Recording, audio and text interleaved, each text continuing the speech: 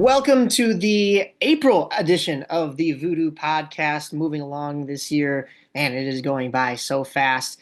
But we are here. We're back with another episode, and welcome back to all the listeners and viewers now, as we are still rolling with the video. Most of you may know me as a Walking Dead fan, but move over, Rick Grimes. There's a new zombie series sweeping the haunt world, and it's out now, season 2. And because of that, there's an incredible new Chicago haunt builders creation on the block. Plainfield is home to the Corroded Souls home haunt, which pays homage to the series The Last of Us, with their incredible artistry and details on the clickers that they have in their front lawn. Please welcome to the Voodoo Podcast, Rudy, Durand, and his daughter, Sophia. Hi. Hi. Welcome in, guys. I know, Rudy, we talked last October outside your haunt, but I can't remember. Was your haunt always themed after the show and that It, video game, or did you have something else on the lawn before that? no, it wasn't. It was more based zombie themed, post-apocalyptic, but it was more an homage to Night of the Living Dead. Oh. And then we changed it up a little bit here and there. We had some homemade props. Uh, so we would try to add a character here or there, and not necessarily one themed, just more a little bit of everything. Gotcha. A little So George Romero action on the front lawn. I a like little it. bit there, and then we added a little bit different. We wanted to decorate the windows with something different, and so we just went like everyone else does, just a little bit of everything. Cherry picked, some ghosts, some ghouls, and things like that. And yeah, we decided to stick to one theme, and that's how this happened. Well, I want to dive into, rather than meat and potatoes, I guess I'd say flesh and fungi of your display, which would be the clickers. For those that don't know, clickers is what some of the that's what some of the zombies are called in The Last of Us, similar to how The Walking Dead they call them walkers or biters or rotters. But these Right. clickers have distinct features compared to other zombies in the fact that they are like giant decaying mushrooms that are growing from their faces as fungi spreads. I haven't seen enough of the show to really know what I'm talking about. That's my general. I've seen like a little bit of episode 1. I played the game for like 5 whole minutes. But Sophia, your dad was telling me that you are the talented and creative mind behind the clicker heads in your display. So how did you replicate Hollywood movie magic in these creations? Yeah, so I had watched the show, and so that's how I came up with the idea. I mean, I had known of the video game before, I just never played it. And so watching the show, I was like, wow, that's really cool. And like my dad said, we've already had zombies, and like the bodies of our clickers were already made. So I was like, what if we just switch the heads? So I then went on to look at videos and pictures, and I was like, I feel like this would be pretty easy to make. Like, I feel like I could do this. So I just followed this one kind of YouTube tutorial. He was making a mask to actually wear on his person. So I had to kind of switch from that to make it something that could be outside and like withstand the elements. Um, so it was pretty simple. I just used a lot of foam board and a clay material. It's a foam clay, so it's super light. Like the masks themselves probably don't even weigh a pound. And then I just use regular acrylic paint to paint on them, and that was pretty it. It was pretty straightforward, and I've been pretty like artistic, I guess, my whole life. So it was something really fun and challenging to do. That's incredible. Yeah, you mentioned the elements and home haunters. We know all too well that that's the biggest thing that you have to prepare for, especially here in the Midwest and in Chicagoland. And we talk a lot on this platform about how, particularly all of us in the Chicago haunt builders have like the same props, either because of the group builds or we were all learning to build the same props through, like you said, YouTube tutorials or other kind of things that you find on the internet that gets shared in the group, or just what's hot in the haunt world. But the breath of fresh air is that each of us haunt builders display these props, especially the motorized ones, completely differently. I'd say with replicating the clickers from The Last of Us, you have successfully made your wiper motor zombies stand out amongst pretty much the whole rest of the group. Are you getting a big draw to your house now throughout the season because of this and because of the fans of the show? Well, it's funny. The first year we decided to do it, I came home from work one day and I wasn't really motivated or looking forward to doing something different for Halloween. I just recovered from COVID, so my mind wasn't there. So uh, it was, I show up from work one day and Sophia is already working on the heads at home. So I had no idea about the show or anything. And so when I show up, I asked her what he was doing. She goes, "Oh, well, I'm making these heads. We're gonna be making these heads for the zombies." And she's like, "You have to watch The Last of Us. They're from The Last of Us." So I was like, "Well, what's that?" Just, "Dad, you got to sit down and watch this. You really have to sit down and watch it." So I had no idea. We're talking about she's already, had this vision and she's already working on this project.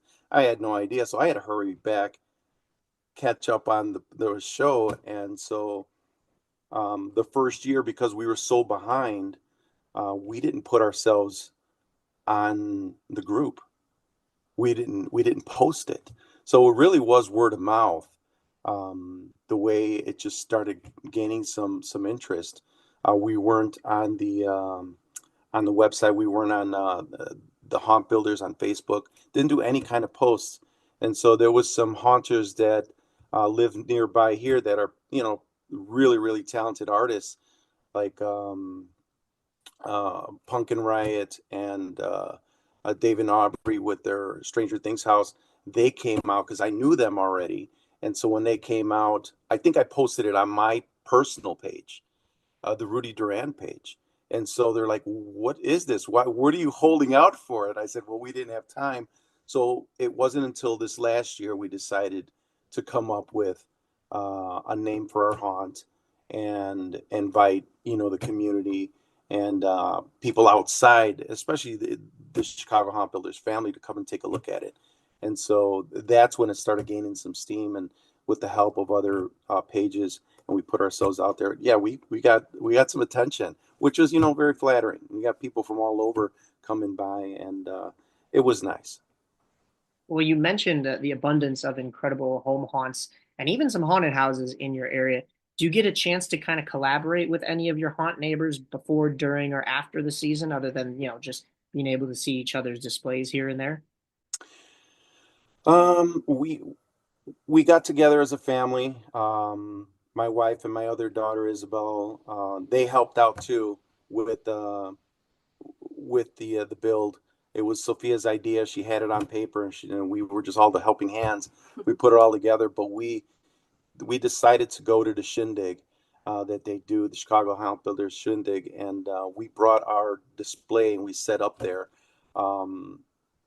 We brought some of our walls and we brought our clickers, and so for all the people that didn't get a chance to see, we brought that scene and we created a nice little corner for them to see. So it gave us a chance to interact with so many more people, and so we've done things like that. And but as far as other activities, I've been together with some of the group builds. I've been there for those, so it gives me a chance to network and get to meet some of the other people and the amazing talent in this whole Chicagoland area. Yeah, our co-host here on the podcast, Matt Nosset, he's currently taking a leave of absence because he's got baby number two on the way. So Oh, he was okay. he was telling me that you guys partnered up for one of the builds and you guys are working together. So Yeah. yeah, it's great to kind of come full circle and get you on. But yeah, you had brought some of those clickers to the shindig and set them up, and I buried the lead a little bit for the audio listeners. They won't get a chance to see it. So go over to the video on the YouTube because behind you is one of the clickers that you guys have on display. I mean, that thing is just awesome. Have you guys gotten a chance to see any of season two? I know it just came out, but what were your thoughts on season one? And of course, without any spoilers, how has Right. season two been? Well, don't worry about the spoilers. We haven't started season 2 yet. There you go. But There you go. yeah, season 1, I fell in love with it. It's just I love the concept of an actual virus that could potentially, uh, 'cause I guess there is some sort of fungus that's out there on a smaller scale, but just what they were able to do with the program, I just love the concept of kind of like a refresh of a zombie, but in a fermentated state, right? Yeah. Sophia, did you just stumble upon The Last of Us, or were you always into, like, with Dad doing the George A. Romero stuff out in front, were you always into zombie flicks? See, I'm kind of a scaredy cat when it comes to this stuff, which is kind of hard to believe because I'm over here making it. But the reason I started watching it was actually because my boyfriend had introduced me into it. He had played the game, he knew about the show, and he was like, "This is something we really need to watch." And so I was like, "Okay, I guess we'll watch it." And once we started watching it, I think the thing that I liked most about it is with a lot of zombie movies and zombie shows, I feel like they could get a little bit kitschy. They could get a little bit silly sometimes, and I feel like I like the serious take of this show, and I like that it wasn't just like jump scare zombies. Like there's an actual storyline to it. So that's what initially got me interested in it, and I just like the design of them overall because they were something different. It's not what I expected them to look like. So once I saw it, I think that's what drew me into it the most. That's a good boyfriend. He's taking notes. He said, the future father-in-law is doing this haunt thing. I got to give him the spark notes and He turn just him on scored to some this thing. points there. I didn't know that. Exactly. Yeah. He's like, listen, I'm gonna make your home haunt even better, Yeah, Mr. planting Durand. some So, seeds. yeah.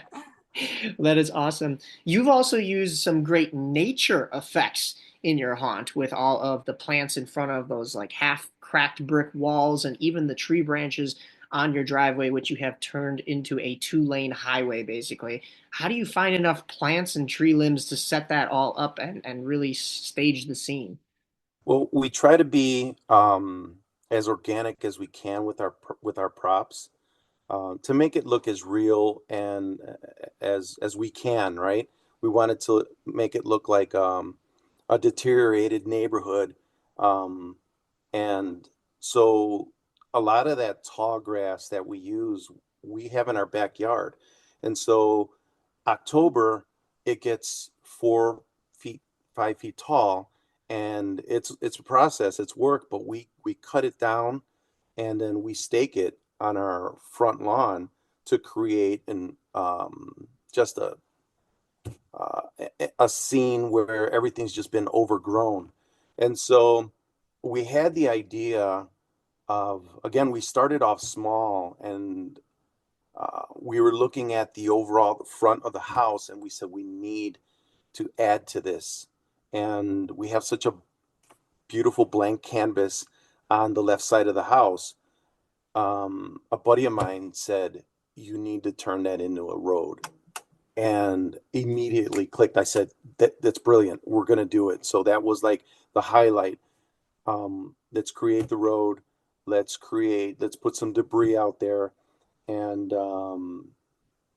the trees and the limbs that came from just images of now I'm all in, right? So now I'm doing some research, and well, what does that look like to me? What would it look like?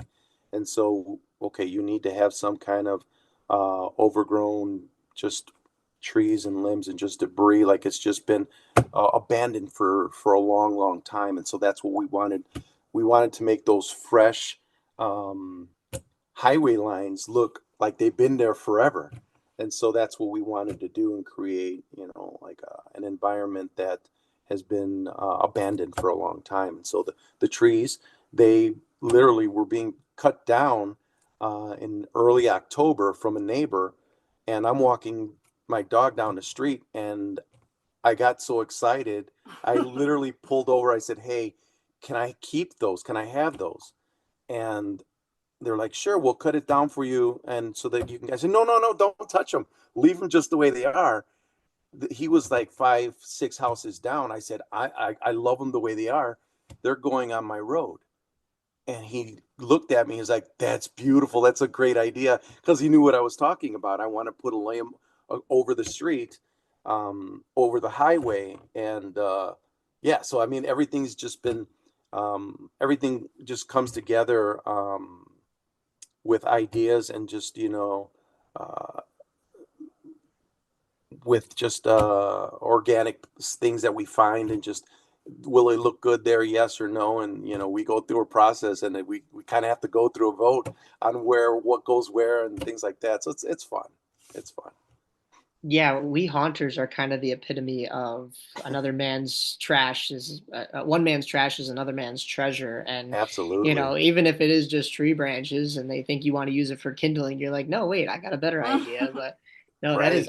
that is awesome. Now, the road itself, I have not seen, like I said, too much of the show. I am more Walking Dead. Let me actually get my the horror horns got to make an appearance every episode as well, but the Walking Right. Dead hat too. But Yeah. um it reminded me of like the early highway scenes in Walking Dead, and I'm sure there's Yes. roads and stuff in The Last of Us, but it was a nice little combination of like everything zombie, everything that zombie flicks and series encompass, really, like this old Absolutely. abandoned road. So yeah, So that's what we wanted to do, is, and when there's an apocalypse, whether it's zombies or in this case humanity is starting to dwindle away, and so civilization is starting to look like, um, something out of, um, the end of the world, right? And so that's kind of like what we wanted to do, is just make it look like, it's the end of the world. And every year we kind of want to add a little bit to it, and um, change a couple of the props and make them a little older. So that gives us the advantage of, continuing making it look more deteriorated, and say, oh my God, look, the walls are starting to, grow fungus on them, that type of thing. So we'll be able to, continue to add to the decay, I guess.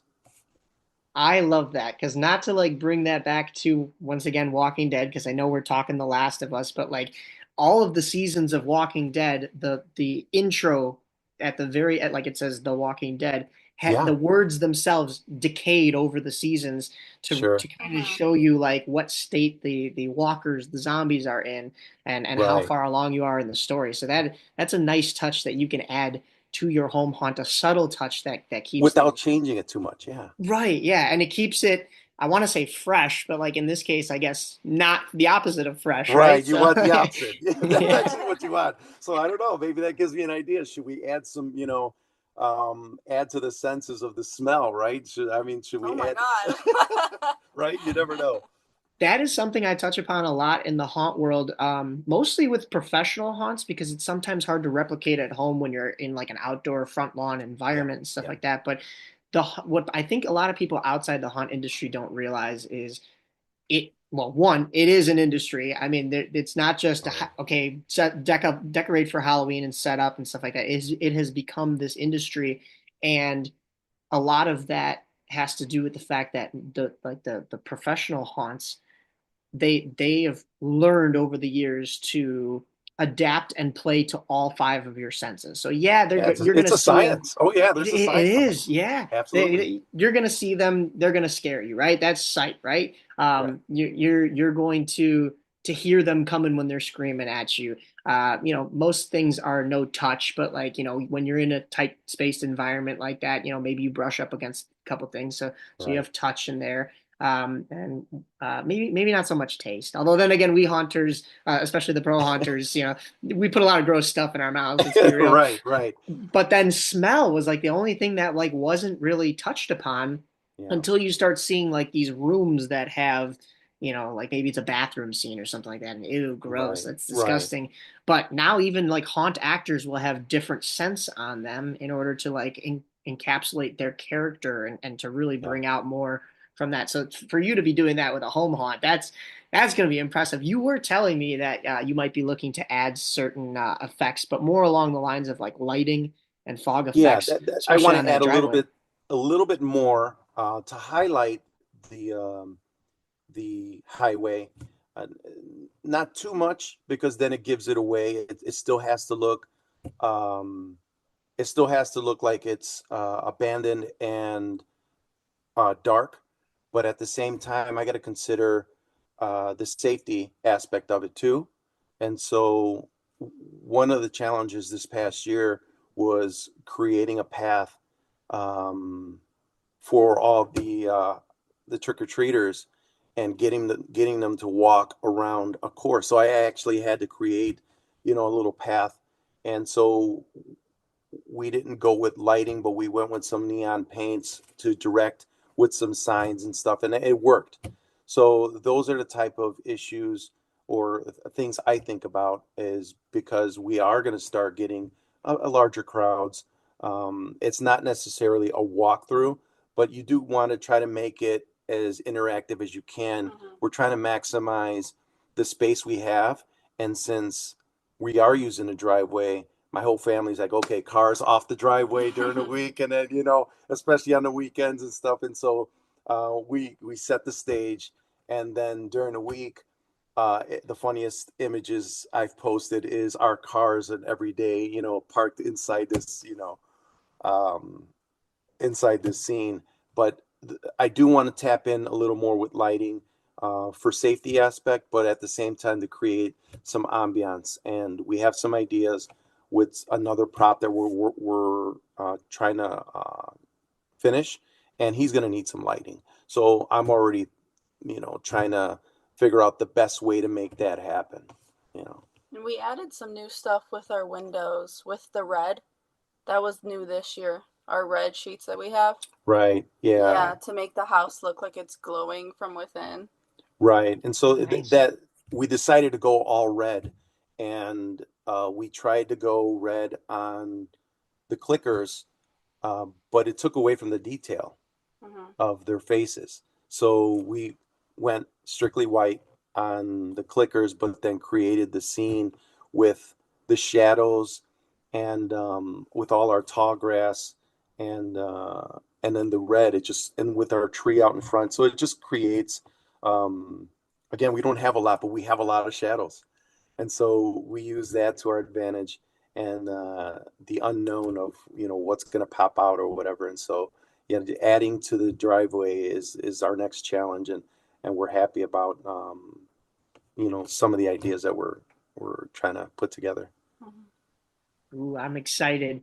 Speaking of those ideas, I heard you say he is going to need some lighting. Sophia, your artistry skills might be called upon again, as your dad has told me that you both are looking to add a few other types of zombies from the show. What can you give away of what you have up your sleeve for 2025? We started our new prop last year we started last year, but sometimes I could be a little bit overconfident in what I can finish. And so I was like, this is not going to happen. This is not going to be done. So we're going to try and get that done this year. He's really massive. He's like 6 foot something. Yeah, he's big. And the problem is, we don't want to just hurry up and put something out there. Right? It's got to look right. And so we put them together, and we didn't like the way the upper torso looked.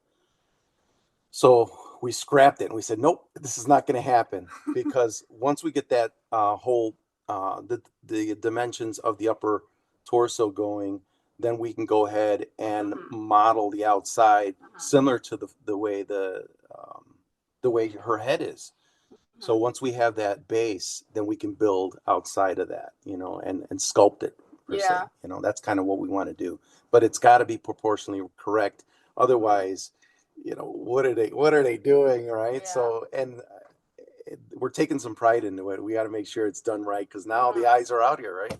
They're coming out, and so we got to make sure it looks right. And I'm definitely like a perfectionist when it comes to things like this. So when I saw that it wasn't turning out exactly how I wanted, I was like, let's just take a break from this. And he's definitely a lot more work, because it's like a full body thing that I'm going to have to paint, rather than with them, they're like fully clothed, and it's really just the head and the face that I'm painting. So with him, it's like full body, and it's just a lot more going into him, which is going to make him so cool. He's going to stand out, but it's just a lot more care we have to take with him.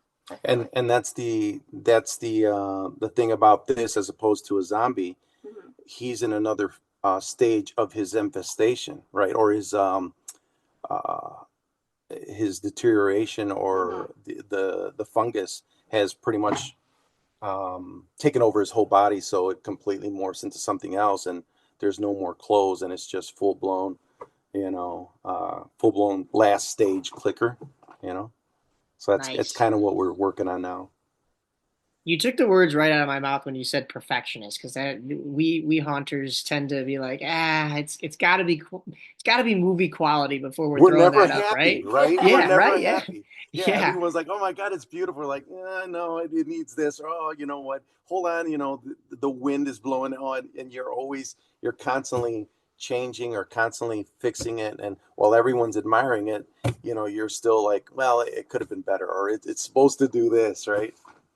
The biggest thing in like show business, and especially this type of stuff, is the cliche that the audience doesn't necessarily know what is or isn't supposed to happen sometimes. So like you can hide a lot of things, and but it still in my head, like when we're doing voodoo, it's like, no, hide these wires here, and this doesn't look Yeah, good. And yeah, everybody's telling me, like, they're like, Mike, they're gonna be walking through a dark, they're not gonna pay attention to that tiny little corner. I'm like, nope, it's gotta be. yeah, right. I'm a stickler. I'm just ask anybody in our group. I'm Voodoo Hitler. It's fine.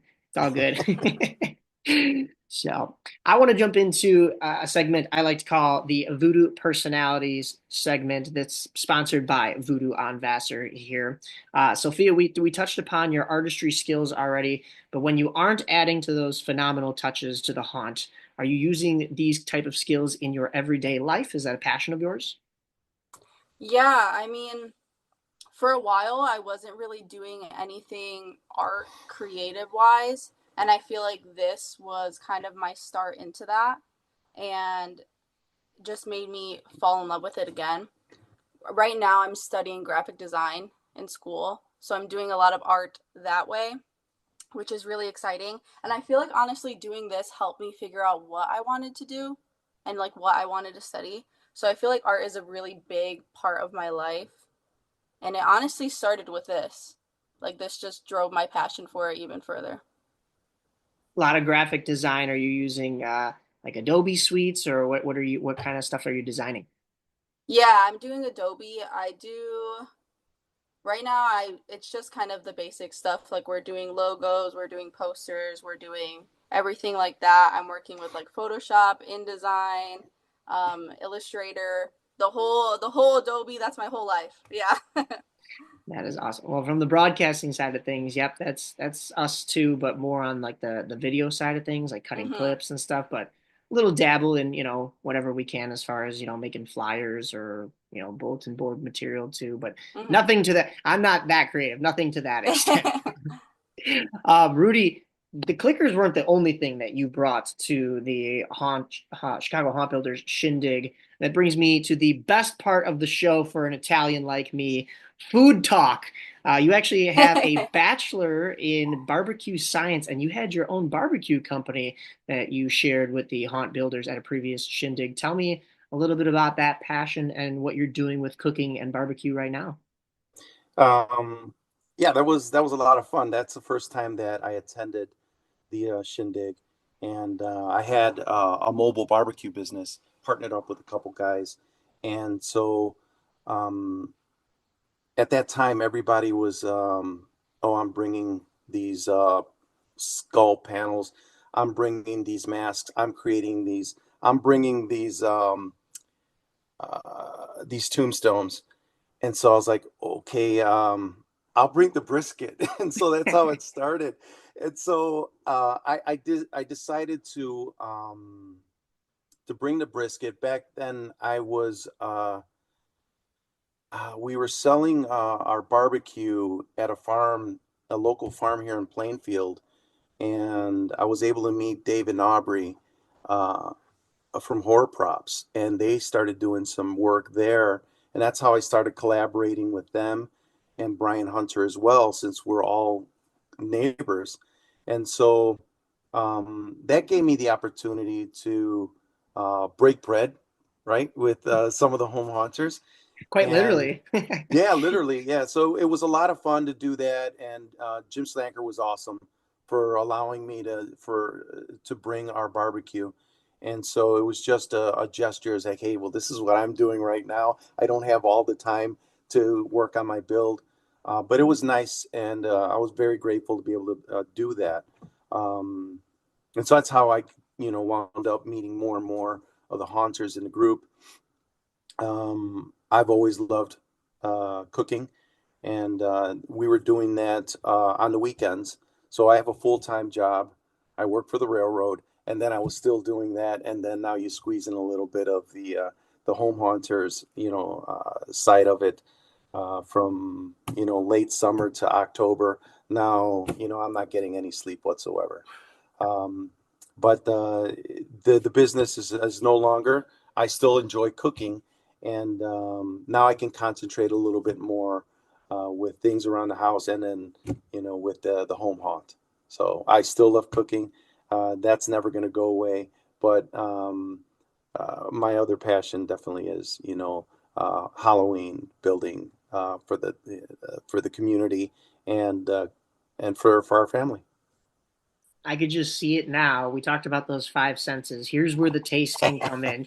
You can have, the ribs that look like zombie flesh out for everybody to sample and stuff like You are not the that. first person that brings that idea up. Yeah. So it's It not might a not dumb idea. it might not be the right smells you're looking for going Right, back but to yeah, that, but but yeah. that'll bring them. Yeah, that'll bring them, right? Absolutely. Oh my goodness. Yeah, that year that you had brought all that stuff to the shindig, that was awesome. I know I got to try some of it, but obviously we weren't familiar with each other at that point. Right. So Yeah, yeah, yeah. my grandmother made some mean baked ribs, best recipe I had ever tasted. So I'm gonna have to put that to the test when I see it. Maybe we'll get a little cook off going. I like it. Oh man, don't put no pressure on me. I've got enough pressure. I've got enough pressure. We got, the deadline is coming. October's right around the corner. Gotcha. Yeah, I can replicate it pretty well, but I can't. You can never perfect grandma's recipe, right? Like Yeah, that's no, don't even. That's fine. no, Yeah. yeah. So what would we find each of you doing outside the haunt world and outside of these hobbies, these specific hobbies and passions that we've talked about, whether it's the graphic design or the cooking? For me personally, I've been doing a lot of running. I just this past, it's going to be a year ago, in May, I did my first half marathon. Um, my parents both, you were the first one that started to do it, and you've ran a couple marathons already and half marathons. So my dad and my mom have both done it. And so I was like, I just took inspiration from that. And so I've been doing that to just get outside of the house and have a hobby besides my art and school and work.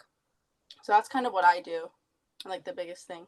And for me, now being away from the business and having more time for myself, I've been catching up with a lot more things to get done around the house. But working on myself, and now I'm at the next phase. I'm starting to eat better, and so now I'm working at physically. I got to start working out too. So that's one of the things that I want to get into. Start running again, and so seeing Sophia run all the time now, it's kind of like motivating me or kicking myself. I said, okay, it's time for me to get back out there now that the weather's nicer and stuff. So that's some of the things I want to start, doing, stuff for myself. And we've done 5Ks where my dad dresses up as Michael Myers and walks the So 5K. so I did, yeah. So I did a 5K. It was it's in October. It's the Dia de los Muertos 5K, and I showed up as Michael Myers and I stalked the 5K. I didn't even walk it. I stalked it. So it's kind of a little faster than a regular walk, but yeah, my feet were killing me after that because yeah, I had the Michael Myers boots. I didn't have my running shoes, but that was You had the mask yeah. on, you couldn't Oh yeah, breathe. no. Like, But it's something that I enjoy doing, and it's nice to be able to get the whole family involved in personal health and getting out there and run. Running's probably, you're a glutton for punishment if you're a runner. But I'm wired that way. I got suckered in and now I can't let it go. And I got to get back into it. You have to be. You have to be. I hadn't run for a while since, I mean, my best mile times were during high school soccer, and then you get a little lazy afterwards and whatnot. But I got back into it recently, and it's been a good way to clear your head and also Yeah. get some positive flow going as well with the exercise. And yeah, you're preaching to the choir over here because trying to eat better, trying to exercise, whether that's at the gym or running or whatnot. But Right. Right. congratulations on your first half marathon. That's awesome, Thank Sophia. you. But yeah, we'll get you in those actual marathons like mom and dad eventually. And they should Yeah, have maybe given we'll you, do my first one with you. yeah. Yeah. We'll Well, do Well, one he, it's together. something, yeah, it's something that, I just brought up earlier this year, Hmm. and my family looks at me like you're crazy. Oh, here we go. Here we go again. Because it's a sacrifice. You got to be selfish with your time, and so you have to prioritize that if you're going to be able to at first get to the starting line, and then after that, make sure that you come out of it in one piece, right? So yeah, there's a lot of training involved, and so I sometimes put my foot in my mouth by saying I'm going to do this, because once I say something, I pretty much commit. I'm all in. I just go all board, right, full throttle. But I want to do it smartly now. I want to do it. I want to do it. I don't want to just sign up and just say, okay, now I got to start. I got to start training. No, I want to start training, and then once I'm ready, then I can start dabbling here and there with some halves, and then eventually get into the fulls again. well, I So. already know that you have a medal from all that because Mike Myers never runs, but he always catches up. So you had to have won that race. That's true. That's true. Yeah. Oh my goodness. Oh well, we know that now. You guys have gotten into The Last of Us, but and you mentioned that you had a Night of the Living Dead theme before. But what other horror flicks and series are you guys into, or just kind of taking some interest to, even if you're not watching the whole series or movies? Stranger Things. It's so good, so well Hmm. done. That's one of my favorites, right? Um, and just try to keep up on, just watch the latest horror movie. That's my take. But I love the old ones too. Give me the B, horror themes that or horror movies that you find on Svengoolie. I'm a big fan. Saturday nights, since I was a kid, and my other daughter, she'll sit down and watch the cheesiest horror movies with me, but she gets it. It keeps me young. It keeps me That's pretty much it. It keeps me young. I don't want to forget how it started for me, I guess, and so it just moved into the home haunting part of it, and that was by accident too. That wasn't actually planned. So it was more of when we moved out here to Plainfield, I would still go help my mom trick or treat, give out the treats. And so I put a prop out in front of the house and said, okay, let's go. We're going to grandma's. So we go to grandma's. And then when I came back, my whole house got bombed with eggs. I was Oh, so upset. Yeah. I was like, because no one was out there to give candies. So oh wow. yeah, so now I get back to the house. I'm like, okay, so now it takes me a long time to get it all cleaned up. I said, never again. This is never happening again. So I had to break the hard news to my mom. Sorry. I'm not going to be at next year's, Halloween with you. I got to stay here and keep an eye on my house. So we started adding a couple more props. And then before you know it, they started having decoration contests in the neighborhood, and so it got competitive. And I was always out there trying to outdo all the other neighbors, and would always be the runner up, the bridesmaid, and it never really happened until one year. We did the zombie theme, and we added as much as we can, um, or as much as we could, and we really decked it out, and we got first place one year, and then that was it. But by then, it's like once you start, you can't stop, and so Yeah. now you start seeing, um, little kids, they're grown up now and they're bringing their kids. And so when you start hearing the stories about, I used to come here as a little girl and now I'm bringing my kids here, and it makes you feel old, one. But two, it makes you feel good about doing something good for the neighborhood. And when they say they look forward to it, and we moved away from the neighborhood, but we still come back, that's a humble feeling, you know. So you can't let those people down. And then as the neighborhood changes, we get new families come in. They have no idea what they're looking, you know, what they're up against for our Halloween, and so that's always fun. But then it became a thing, and so now we're at a point where we really are passionate about it, and we do it for the neighborhood, and we're not in it for all the clicks, all the likes, all the follows. Hence why we just recently created Corroded Souls and put it out there. But it gives us an opportunity to share it with other people who can't make it, and for those who can, thank you for coming. You know, that's pretty much how it started. Yeah, it's hard to compete in a town when you have Infested Oaks, Dave and Aubrey, and they're doing their Stranger Things stuff or whatever movie they're taking after, and then also Yeah, Brian over at Pumpkin Cheryl Rot. Calendar, she's down the block. She's like 10 Cheryl, minutes yeah, away. yeah. You know, she's one of my favorites. But I'd say you guys are on that level now too, especially with taking after something as popular as The Last of Us and replicating, like I said before, that movie quality out there. But this is crazy that this all really started from something bad from, and I don't want to give any credit to those jerks that egged your house, but like you took it into a positive spin. I mean, you could have been like, I can't go and see my own mom for tradition every Halloween, and I have to Yeah, stay and guard dog my house. But instead of like tightening the locks and staying inside your house and shutting the yeah, blinds and making sure that yeah. you don't get egged again, instead you threw it all up onto the front lawn and we're like, no, we're going big and better. So you can't egg us. That's crazy. And the wonderful thing about that is, um, we get teenagers, preteens and teenagers, 17, Mhm. 18-year-old kids. They ride their bikes, they drive by, or they're walking by, and everyone has been so respectful. Mhm. And that same type of age group that would probably egg people's houses that come to our house, and they're thankful. They actually come, they ask us questions, and they tell us how much they appreciate it, how much they look forward to it.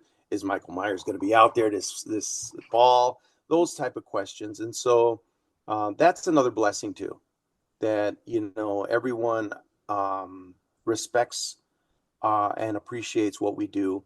And so it completely flipped full circle, and we're getting the complete opposite, and it's been nothing but heartwarming. The response that we get from everyone in the neighborhood. Mhm. That's great. That is amazing, especially because you mentioned a competition, and sometimes in some of these neighborhoods, we've had it firsthand here, but also in other communities, other townships.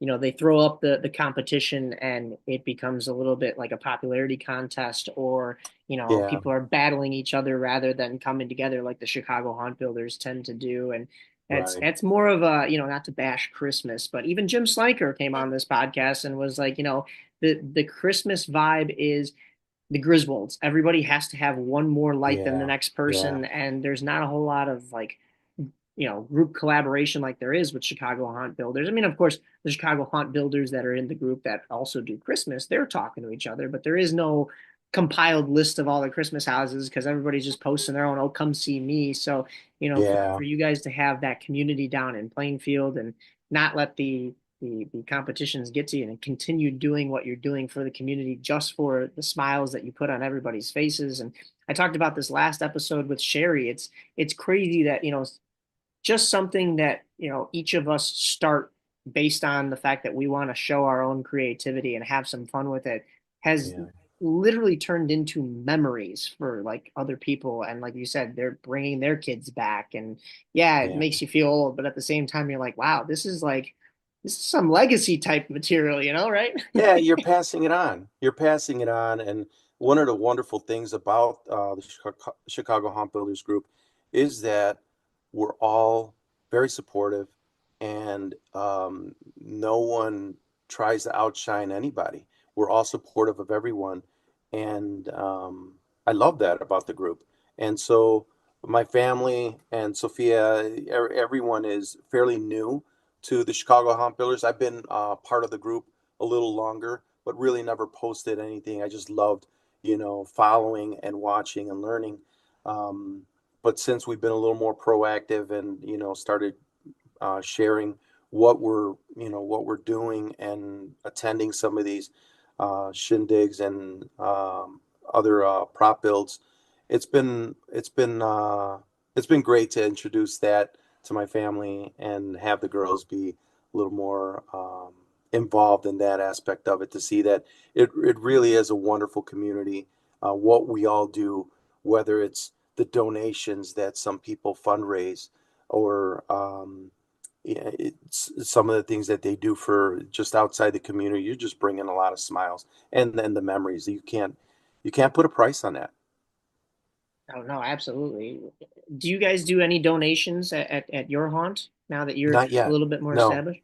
No, not yet. But again, yeah, again, that's the next thing, right? You want to give back. So it's something that, yeah, obviously, it would, down the road, we'll see what we get into. But yeah, I'm big friends. I'm very close with uh, Mike Lesh and Sarah out in with the Haunted Barons. Yeah. I actually work with Mike, and so I we got to make it a trip out to his house every year.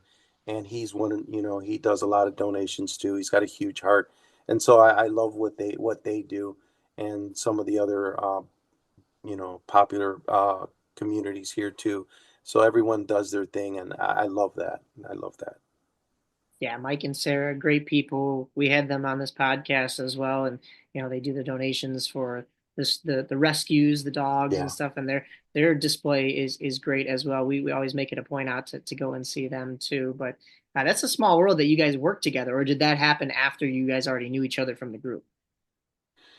No, we just he showed up to work one day, his first day, and I think I saw like a Michael Myers tattoo on him, and I didn't think there was anyone as uh crazy about Halloween as I was at work, right? And then once I got to talking with him, I was like, oh, I've got nothing on this guy, because this guy, this guy's blood's got to be orange.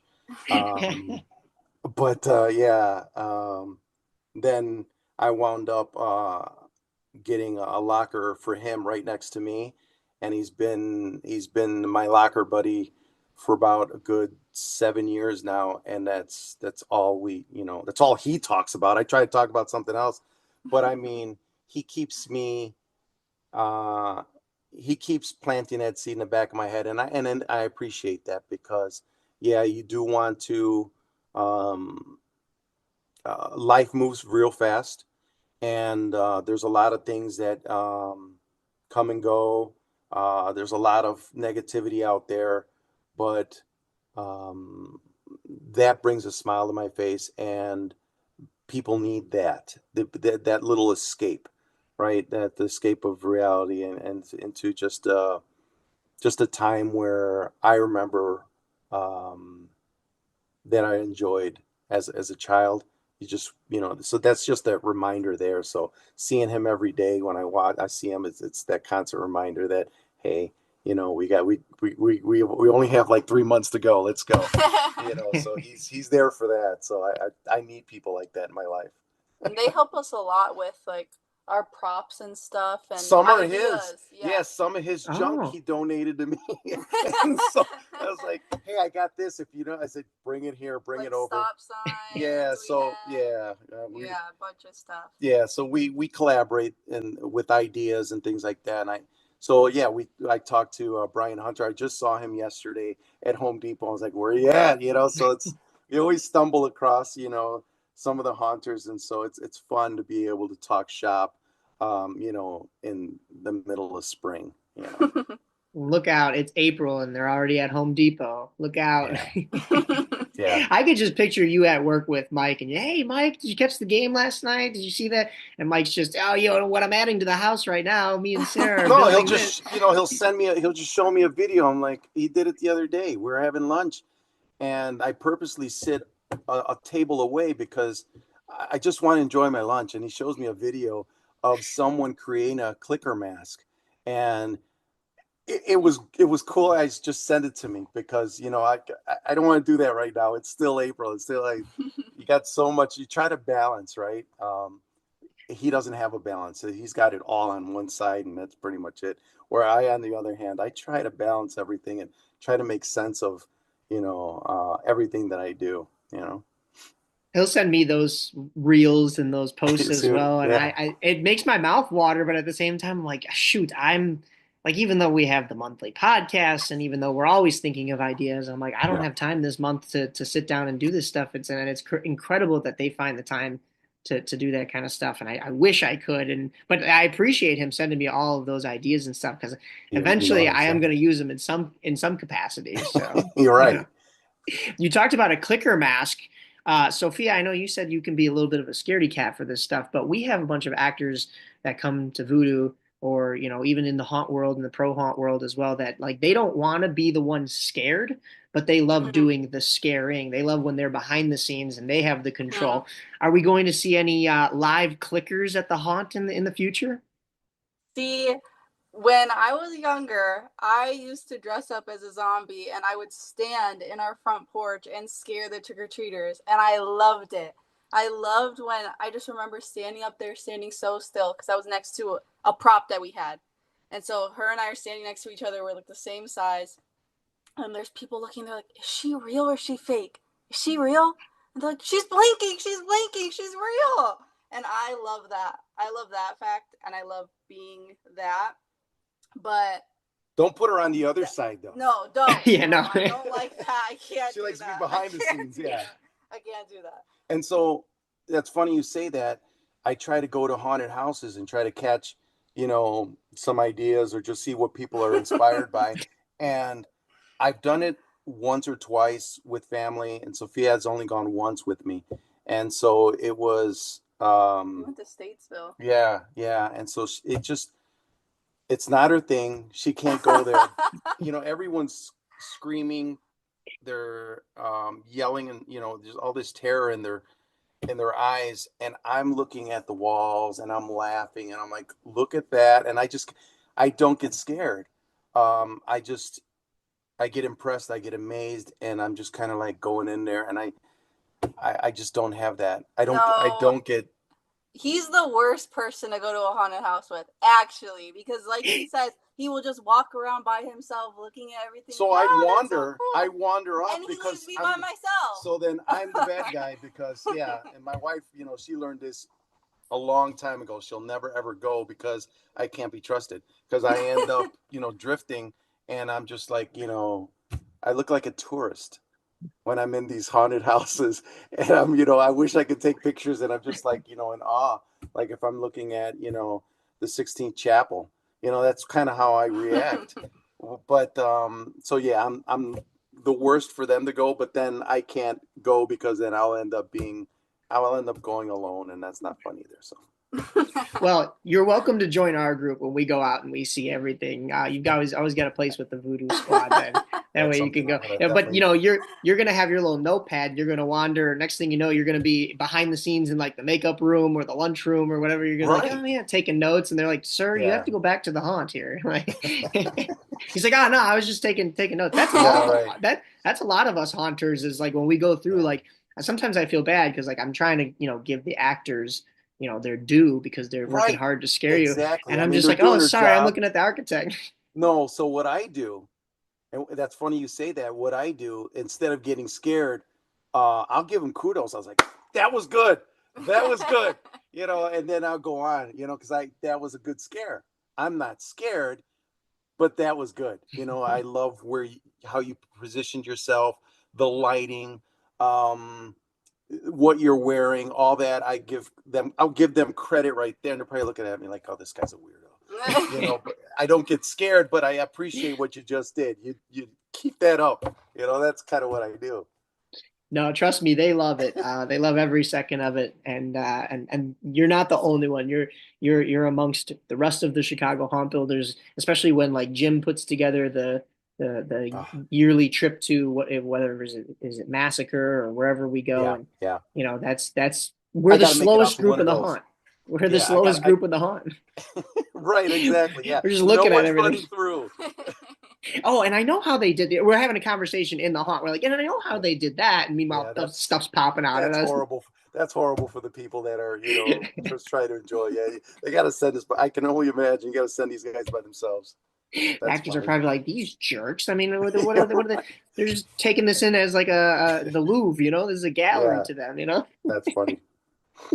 What is on the calendar for you both in the haunt world coming up? Maybe a little Midwest Haunters Convention or Chicago Haunt Builders builds? Anything on the horizon that you're looking forward to getting to? Yes, I'm definitely going to go to. Actually, I got to hurry up and sign up for this next build coming up. They have a build coming up for. I think it's a crawling zombie. I think so. I I think, want to. yeah. Yeah, I think I want to get in. I want to go there. Got to sign up for that, but definitely want to make it out to the Midwest Hunters Convention. I'd like to take Sophia with me this time. I went with my wife, but this time I'd like to. I definitely want Sophia to go. Hopefully our schedules align, um, just so she can see, um, the level of artistry that's out there, and to not sell herself short. She's right there, in my opinion. She what she created, no one else did, and she was able to whip these up in no time, which blows It me was away. 4 weeks. 4 weeks, she was able to put those together, and she was very much. We were trying to help her create these heads, and she was like, "No, it's not like that. No, Dad, give me that back." And so she wound up just doing the whole thing because it had to look a certain way.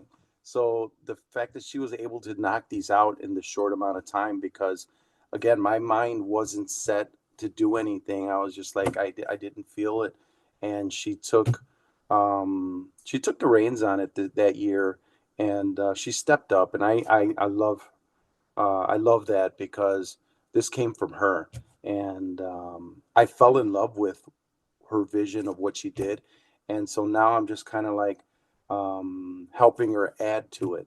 But yeah, definitely the Haunters Midwest Haunters Convention. That should be a lot of fun. And then yeah, I got to start getting back to work and work on the shop. The make and take is the Wiper Motor animatronic make and take. Yeah, that's I won't that's give in, out all the in a week. info here because I know it's for the group. It's a public group, guys. You if you're not in the group, I recommend joining, but I don't want to give away all the details just in Sure. case there's outsiders that maybe want to crash the party. Uh, Right, right, just just right. just join the group, then you don't have to crash Oh, anything. But absolutely.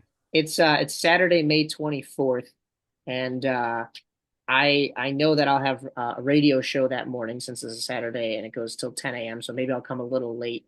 And then I was trying to go to AC/DC at Soldier Field that night. So Yes. that's gonna be a busy day for me, but I'm Yeah, all I in for know. it. I'm ready to go. And then as far as Midwest Haunters Convention, I will actually be speaking. I don't know what exactly I'm doing yet, Hmm. but Chris Sarabsky and I are going to be hosting a couple of either the stage events or I think there's like some relay races that they do. So I'm excited to get to MHC this year. The Friday night haunt is abandoned, so I'll be at that for sure. The Saturday is going to be a fun ride between the Chicago Haunt Builders breakfast in the morning to the Yeah, actual yeah. convention itself and all the festivities that carry over into Sunday. So I'm excited for that as well. So we'll definitely see you out there.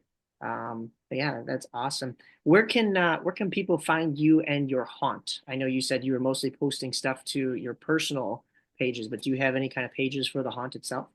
Yeah, we started Corroded Souls on Facebook and Instagram. We're also on chicagohauntbuilders.com. We're in Plainfield, Illinois. And yeah, we right now it's pretty much a dormant page, but as we start leading up, we start posting and sharing what we're up to, and some sneak peeks of what to expect for Halloween is what we like to build the anticipation and just have fun with it, you know. I am excited. I am so ready to see what you guys have brewing. We will definitely stop by as a group next year and come and see you guys.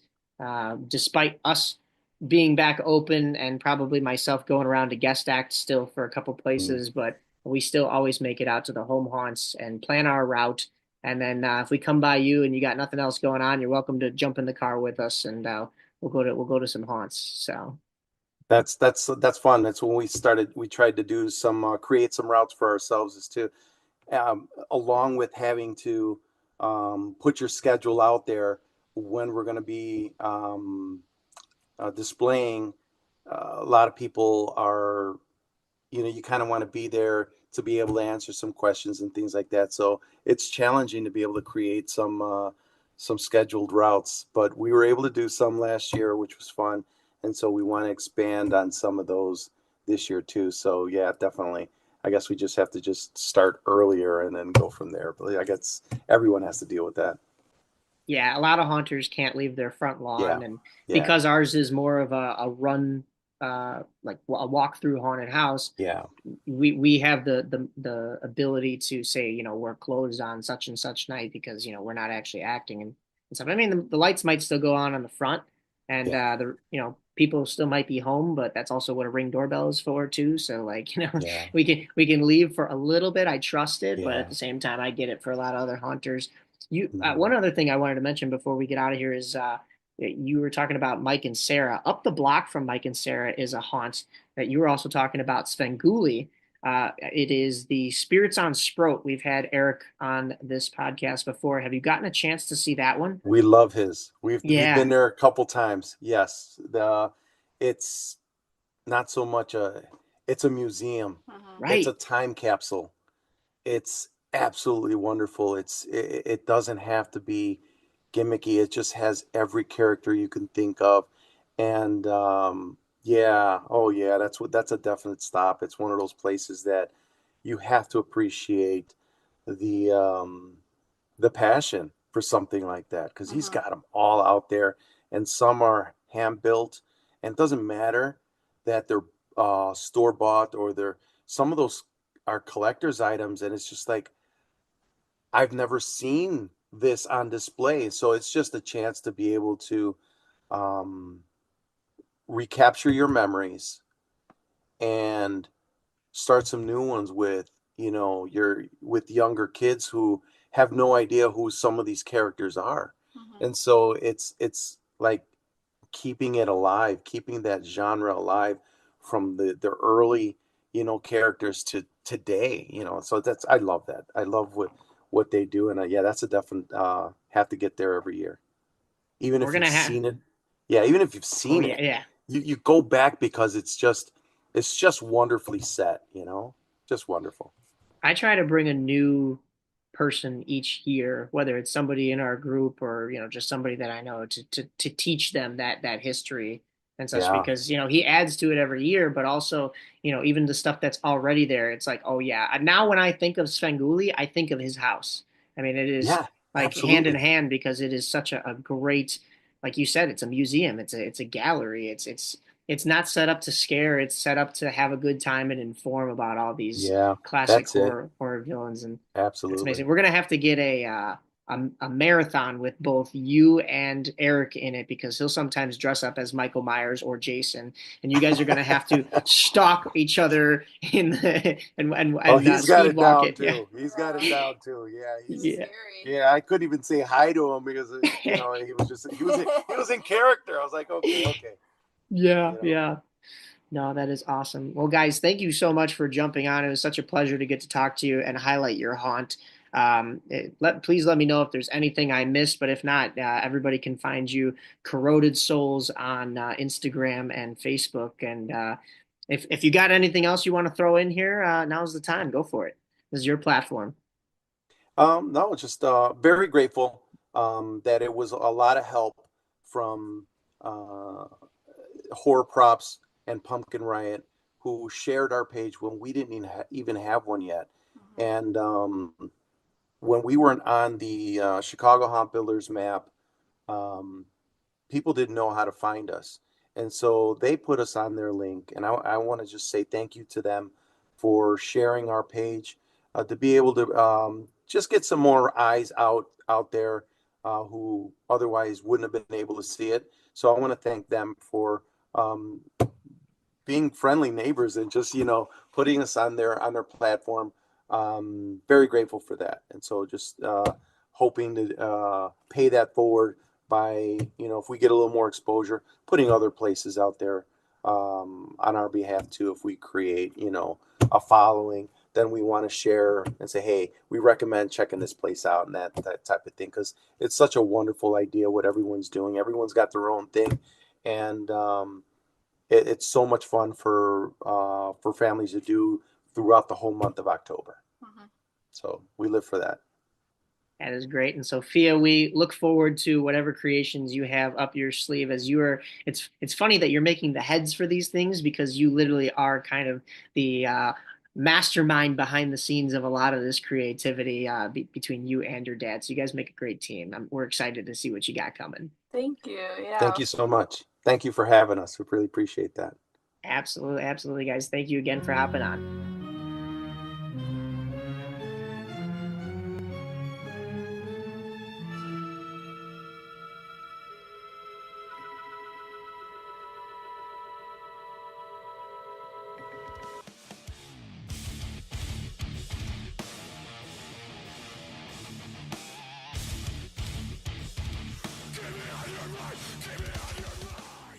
My next guest is an absolute menace, but he's also one of the nicest guys ever. You can sometimes catch him working the line at Disturbia, and I don't mean the typical working the line like most haunt actors.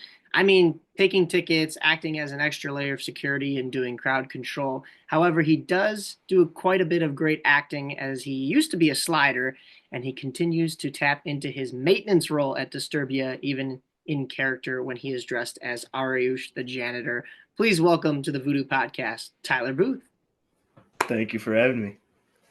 Absolutely, my man. We saw you last Friday night for the Easter event at Basement of the Dead. How did that whole weekend go for you at Basement? It was okay. It was fun. I like doing the off season events. It's you get to do whatever you want, pretty much. Yeah, true, true.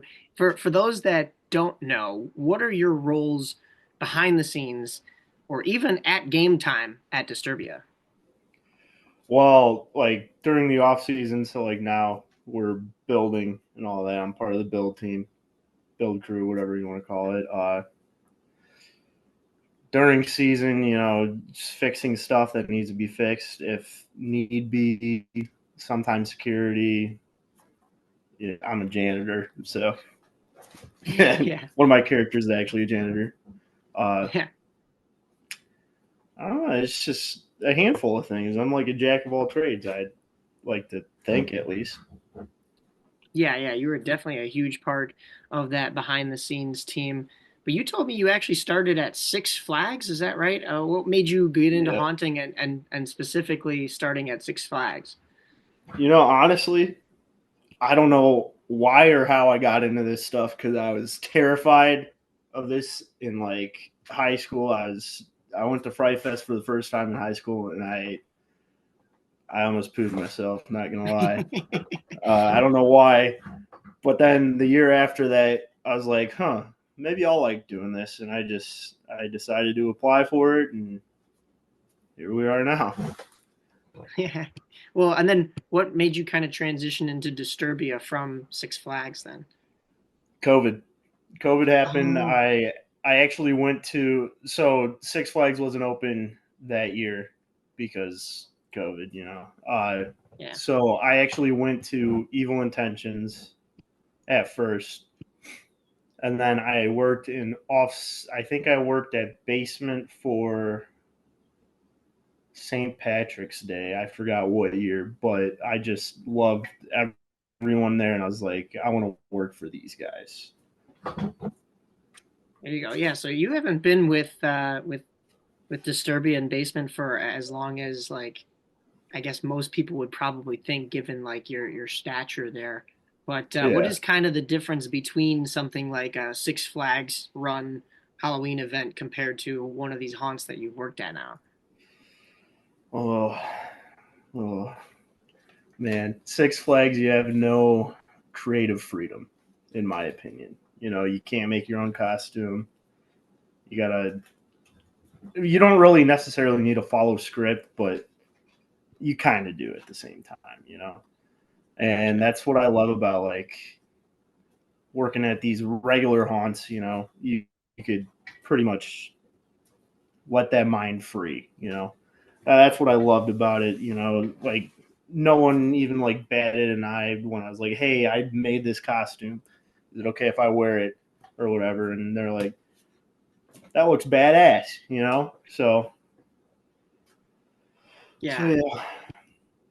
Well, I want to jump into this segment a little earlier on than I mostly do. This is the Voodoo Personality segment, sponsored, of course, by Voodoo on Vassar. We just had Dylan Simpson, A.K.A Drags, on here, and he talked about going to these like metalcore concerts. And I've seen you kind of dive into that same genre or even sing or, well, scream along. What can you tell us about your tastes for that kind of music? Okay, this is actually the funny thing. I never got into this music until I started working at EI. That the room that I was in played the same 5 exact songs throughout the entire night.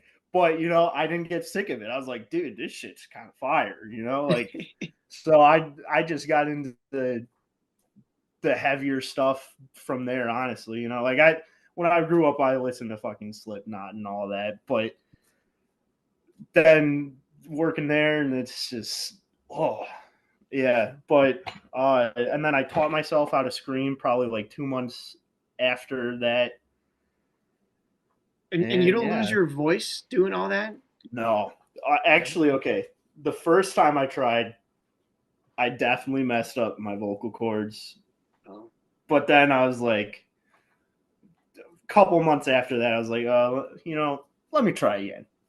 And I tried it again, and I haven't had any issues since. So, Okay, well, yeah. that's good at least. I know I have headphones on, but can the listeners get a little bit of a taste of what that's like? Oh, no. Oh, no. What do I do, man? What do I do, man? You don't have to if you don't Oh. want to. That's fine. I'll send you videos. How about that? Okay, yeah, that works. Yeah, That's just the same. Plainfield 2024, return the fucking violence and put your walk away out of my life, you're fucking dead to me. I'll Put throw them them in there. whatever. Okay. Well, if you aren't haunting or working, where can somebody find a wild Tyler Booth out in the wilderness? Dude, honestly, at home right now. I've been super busy and super tired, but usually you could catch me in Gary, Indiana, exploring abandoned places. Probably not the best spot to be exploring abandoned places, but yeah, there's a lot of them. Okay, so yeah, are you out near Indiana now? Because I mean, Six Flags was north, weren't you? Weren't you up No, north? I'm still north. You know, it's a hike to get down there, but every time I go down there, you know, I hit multiple spots. Like every other building is abandoned, so it's kind of nice. That's interesting. Okay, so last year during the haunt season, I went to Reaper's Realm for my first time ever. But of course, it was there last year because the claimant laws over there are taking that location and such. Yeah. I don't know if it's going to be an abandoned building for a little bit. Is that on your list, or is it places I like honestly that? didn't think of that. I honestly did not think of that. I But don't want to get you arrested for trespassing. But yeah, no, I mean that was a creepy everything's enough legal building. until you get caught. Yeah, right. There you go. That's a good way to think about it. That building, even when it was up and running, like it's in a creepy area, and it was made to be creepy inside. I know they're Yeah. probably taking a lot of it out to sell it on auction. I actually saw it was listed on a couple different places, but that's not exactly the home hunters budget right there. But yeah, that's interesting. Okay, yeah. So yeah, a little bit of a hike Actually, for you another going on fun there. fact about that stuff, though, is like that's where I kind of get a lot of my inspiration for like ideas and stuff for the haunt. Like I go to a church like all the time down there. It's completely ruined, but like that's like I take like mental photos of it, kind of, well, and regular photos, but and then I get just ideas from it. Like Yeah, yeah. a lot I'm of the sure it demon helps in the haunt places. world. Oh hell yeah, yeah. That's awesome. Well, another thing that you're out doing in your free time when you're not haunting or not getting caught for trespassing is we talked about you playing in net in hockey Oh as well. yeah, yeah. It's awesome how much the hockey and haunting world kind of cross over, but You know goalies what? tend to I be, agree with that. yeah. There's so many I people did too. It's not great. realize. I did not realize until like I met you and then some other people. I forgot their names, but yeah. Well, I mean, yeah, it's a weird thing that they cross like that, but goalies tend to be the extra weird ones. Did that call to you, or did you just kind of get thrown between the pipes one day? Honestly, I got into hockey super late, and I'm kind of mad about it.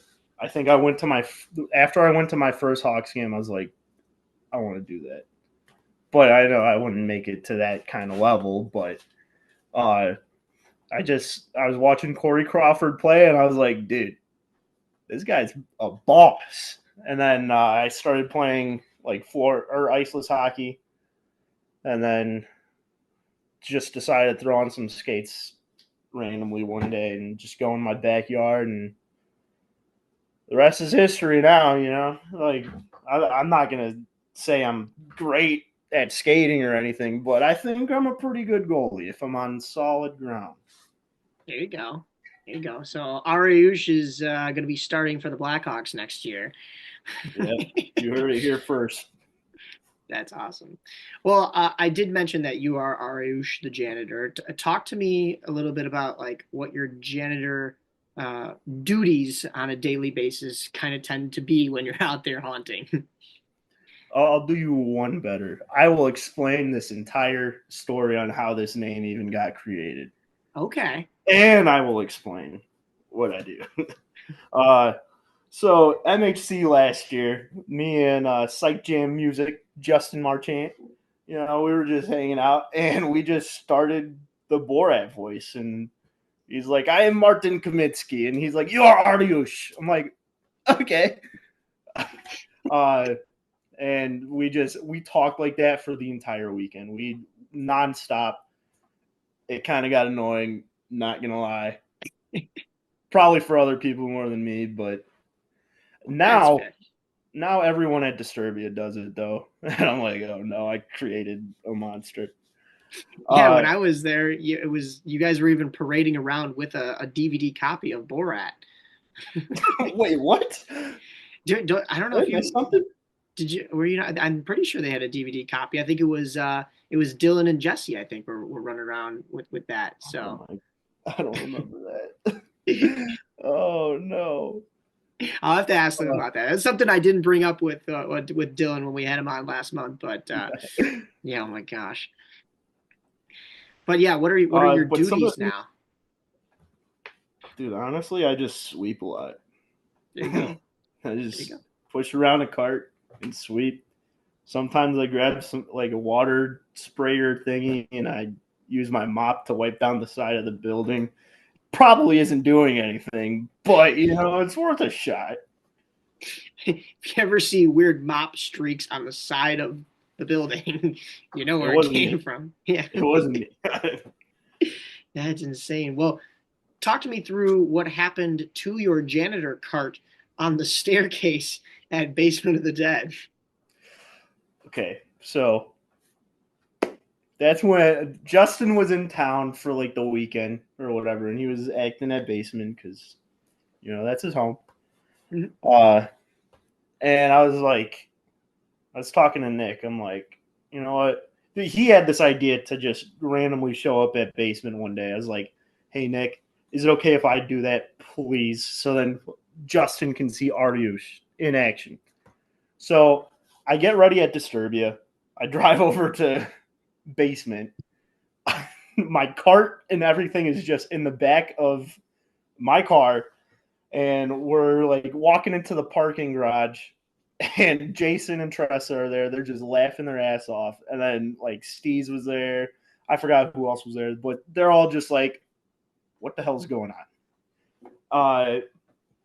I get to the stairs and I decide to just push my cart because I thought it'd be funny. But I forgot there was paint on it, and the paint like opened and exploded pretty much. Oh, But yeah. oh my God! Did anybody get paint drenched all over them? No, it was early in the night and no one Uh, was really there. There's probably okay. like 5 people in the line, Well, that's but no one good. was near the stairs. So yeah, it's really good. I would have felt terrible. What color I paint would have was drove it? home. I think it was white. Oh wow. Okay, so yeah, definitely not the color of concrete down there, Yeah, or the brick. yeah. Oh my God. Well, you are a very comical janitor, and I heard that Haunted House Chicago loved your work last haunt season. We also talked to Tila Halpin, aka Buna of Zombie Army Productions, and she talked about kind of like walking a fine line with a character that can sometimes be taken as like cultural appropriation. Of course, you're not going for that. You're just, playing Yeah, around to a no. funny side, Yeah. but how do you kind of stay true to your character while also making sure not to like offend anybody at the same time? Oh, that's a good question. I don't say anything really bad, I guess. I don't know how to explain it. I know what to say, when to say it. You got to read your crowd. Right. Yeah, that is That's true. that's pretty much all I do. Tila was talking about like she even looked up traits and characteristics of the nationality of they don't like to be called gypsies, but the gypsy lady that she is. So, yeah, but apologies, I forgot the actual technical term or the race and religion. But yeah, with Areush, I mean, you have movies like Borat that exist, so I feel like it's Yeah. a little bit more of an okay thing. And yeah, like you said, you're not going around saying anything too out of pocket, unless you have, like you said, the right audience in front of you. And Yep.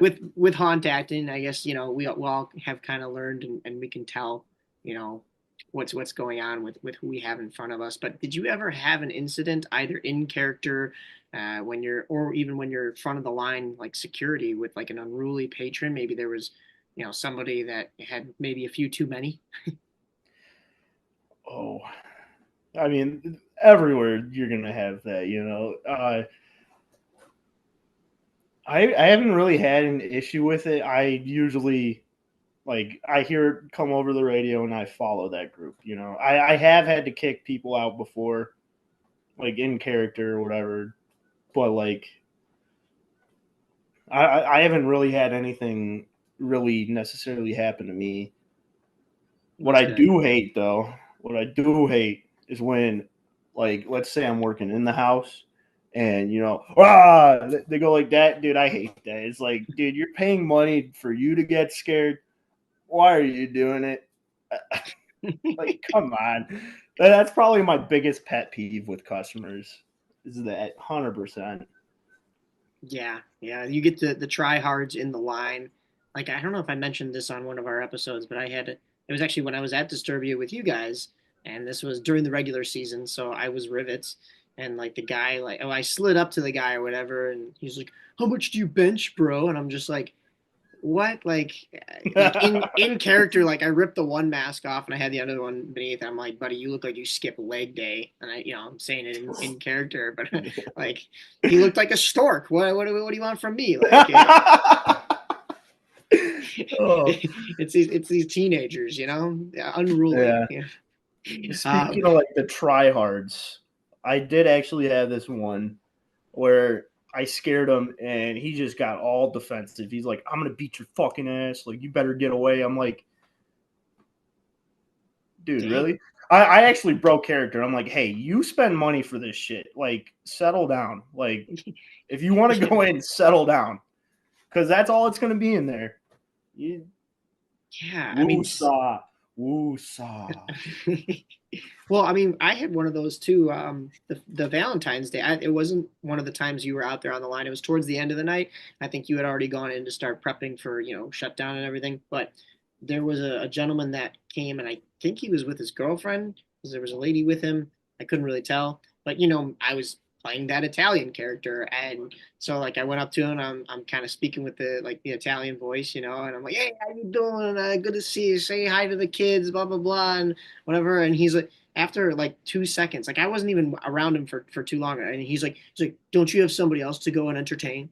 He's like, "Get out of here, buddy." And I'm just like, "Oh, I didn't even break character." I was like, "Whoa, whoa, whoa." Oh, Madonna. Oh, okay. But like I could tell like he did not want to play around. So like I stepped away, still in character, I will add, but stepped away, diffused the situation. But then I went up to I don't know if it was Randy or who I told. I forgot who was standing there at the time, but I was like, hey, just like keep an eye out on this guy because like I don't know what his deal is, but like he just didn't seem like he wanted to play nice. But it is what it is. You'll get a couple bad eggs here and there, and yeah, like you said, it's funny because these people are paying to come through, and you think that they're looking to like have an enjoyable time. And it didn't seem like she dragged him there. It seemed like he was standing in line first, and he came up just as eager as anybody else. And Yeah. all right, well, to each their own then, if that's how you want to run this experience. Cool, pal. Yeah.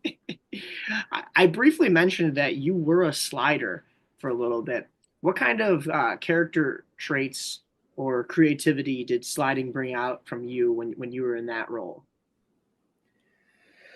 Oh man, I don't know. I elaborate. Like A little like bit. you were obviously a different character. You were an Areush Yeah. yet. What was that character, and like what did you use to like get your scares and stuff like that? Other than of course sliding and You stuff. know, so I I haven't done it in a while, but I still like I have some characters that I have slid in before, like Daryl, my homeless guy character, Olaf, my dog guy.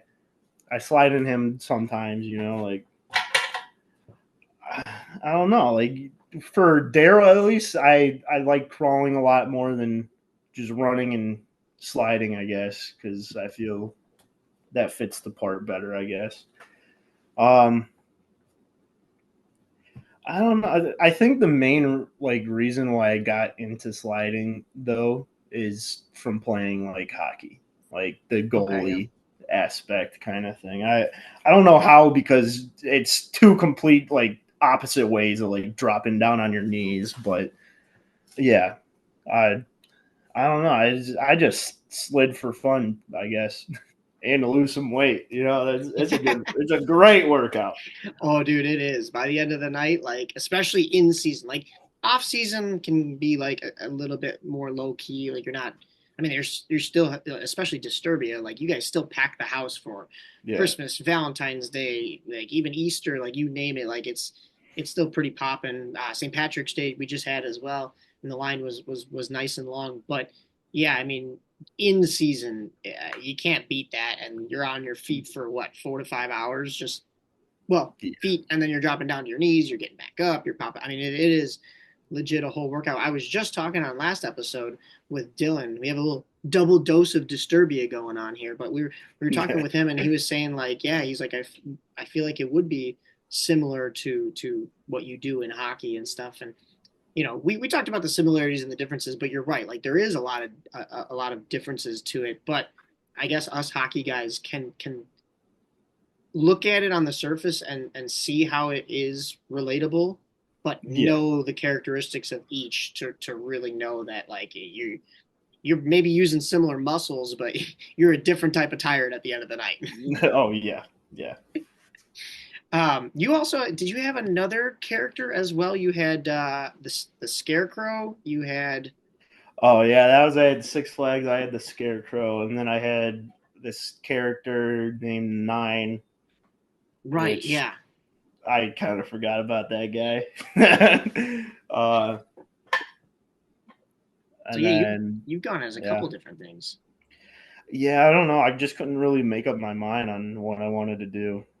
But then like Olaf kind of stuck, Daryl stuck, and Areush now. I don't know. There's some days where I want to be more scary, and then there's some days where I just want to entertain people. You know, Yeah, I mean it's a that's good just the healthy best I could mix. explain. Yeah, I mean that's what we're there to do. Like the biggest motto in this haunt world is like you can't scare everybody, but you can entertain everybody. And I feel like as long Exactly. as you have that entertaining aspect, like you're going to be fine in whatever role you choose. Of course, depending on if it fits the character, right? So you can't always be the comical janitor, but hey, Areush is a great addition to any haunt. But another cool feature about you as a haunter that my Disturbia insider Nick Serralo told me about Oh is that no. I believe was it your Olaf costume that you were able to be lit on fire? What was that Oh all yeah, about? I would light myself on fire a lot. I don't know why I did, but I did.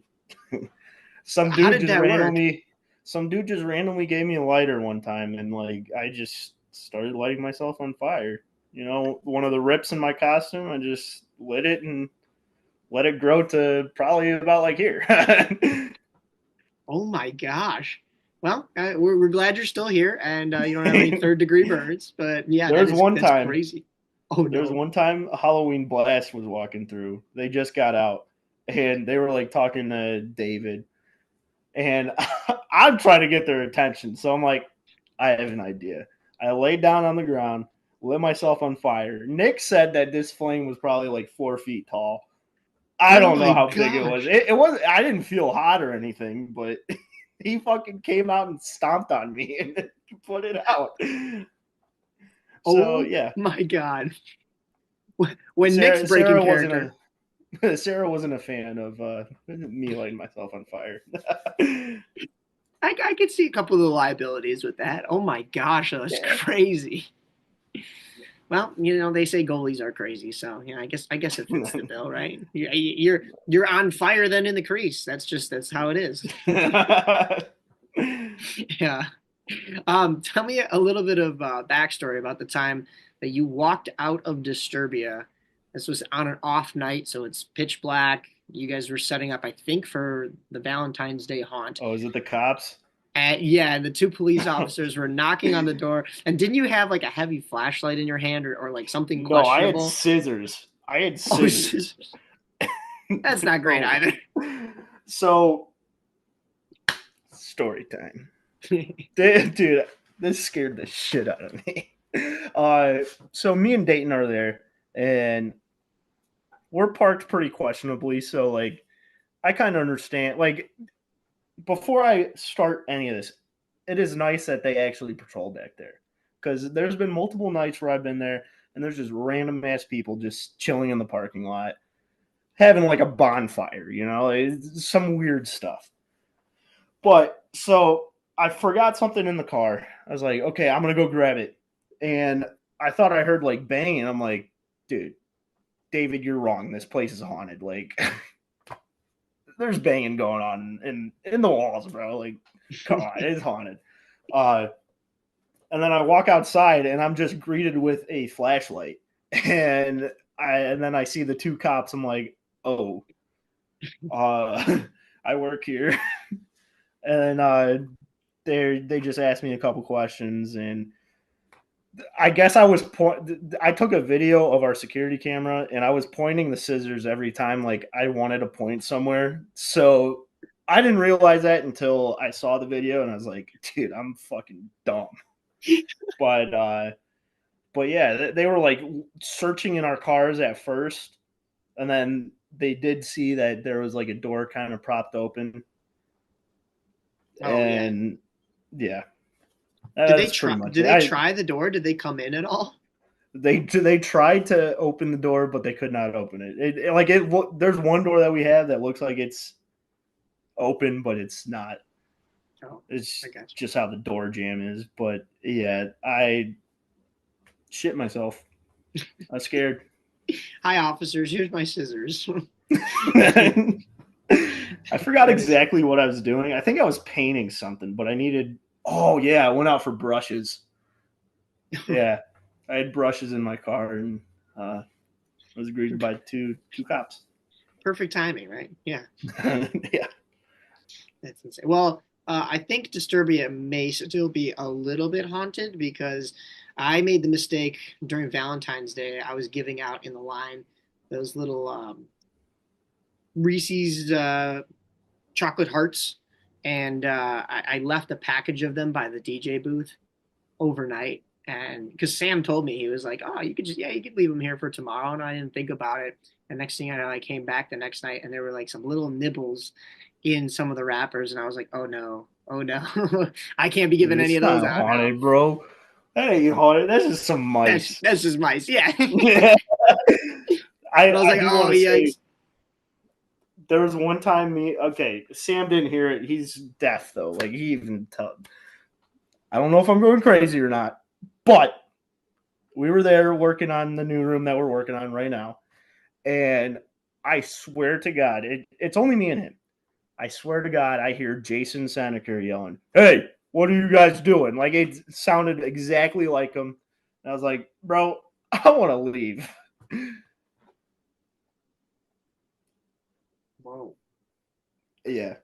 I'm probably just crazy, honestly. You know. No, I mean, I'm trying to think about that though, because like, and he wasn't there. No, it was just me and Sam. Oh my gosh. Well, that's interesting. Yeah. Okay. All right. I'll keep that in mind next time I come over to act with you guys. No, it's every time I'm there, it's everybody's there. So maybe the ghosts run and hide, but wow. Okay. I feel like I'm probably just paranoid, you know. I hear a knock on the wall, it's just the company next to us, and then I just start freaking out, you know. I start hearing everything. Well, it's not going to be Sam that hears it though, because like you said, he's got tough hearing. I think that's probably from being up at the DJ booth all night. Who's the best DJ at the haunt? Me, Areush, number one DJ. Areush is number one DJ. Number one DJ, USA. Yes. Have you haven't DJ'd at all, have you, or have you? Oh hell no.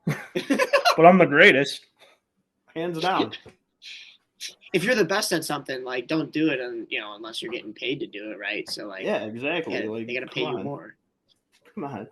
Oh my gosh, that's crazy. That's crazy. There's actually, if you ever guest act at Basement, there's actually a sign that I made for when I surprised Basement, and I think I made 3 signs. I had Kelsey and my brother help me make them because I was trying to get ready. One said Psych Jam number 2 DJ USNA.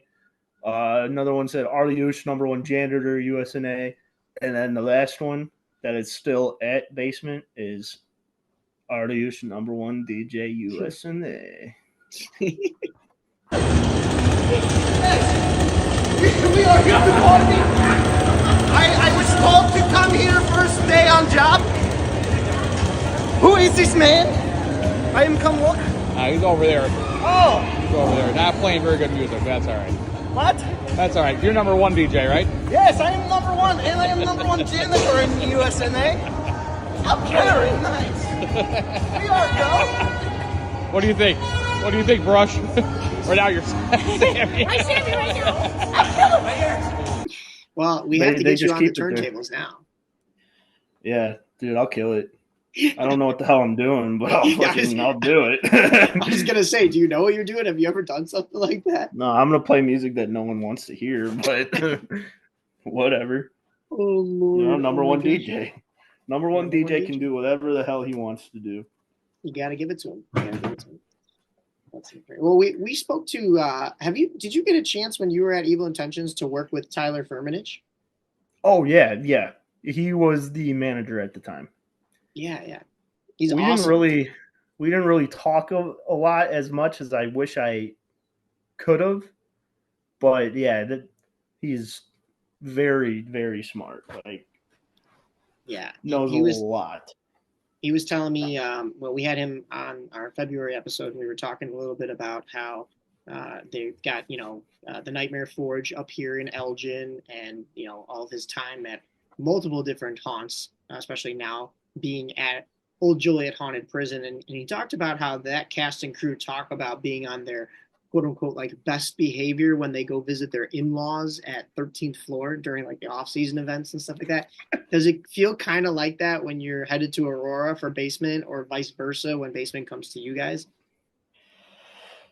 Not really, honestly. We're just one big happy family, I mean, we help them out, they help us out.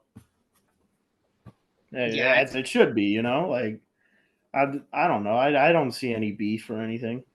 No, yeah. No beef for sure. But yeah, I mean, it's a bunch of people that sometimes you don't always get a chance to work with. But I would say that, yeah, you guys are much closer to basement, not just geographically, but like there's a lot of crossover between the two. So Yeah, it's not as foreign sometimes, I feel like, and especially because maybe you guys have both been around longer. I know Disturbia used to actually even be in Rosemont. It was Disturbia Screams in the Park before it was. I think it was purchased by Basement of the Dead. Is I always get this story wrong, but I think they moved to where they are, and then I think a couple years after that they sold it to Basement.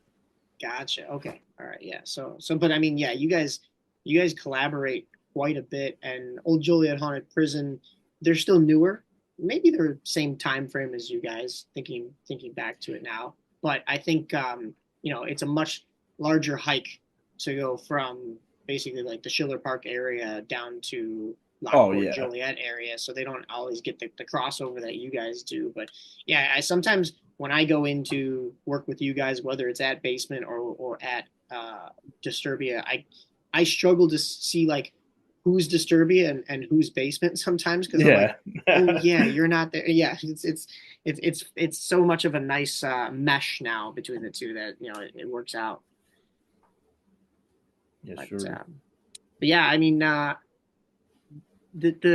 Senecers now, like we said, they own both. How does that like management kind of work between the two? Are they having to like split their time all the time between the two haunts? So this is how we kind of, I mean, again, we all kind of try and help each other out, but how it is like David and Sarah are always at Disturbia, like during the season, like during off season, and Jason and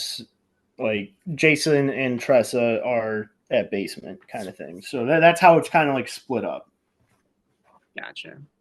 Do you have any nothing that's going to get them canceled, but any funny stories behind the scenes of working with them? Because I know you get a chance to work very closely with them. David is the greatest singer of all time. I'm joking. Really? It's just so funny though. It's so funny. He always adds like, all I gotta do is purr. He just adds like stupid shit to the songs. Like most of the time it's pooping or don't die. I don't know. It's just so funny. And then he'll this is the funniest thing though. We're talking in our like Borat accent, and then he gets a call and it just instantly switches. Like he's just straight face, I laugh so hard every time that happens. He's like, very nice. Oh yes, hello. It's just so funny how he just can switch like from that to that. That is awesome. And then right when he hangs up, straight back to it.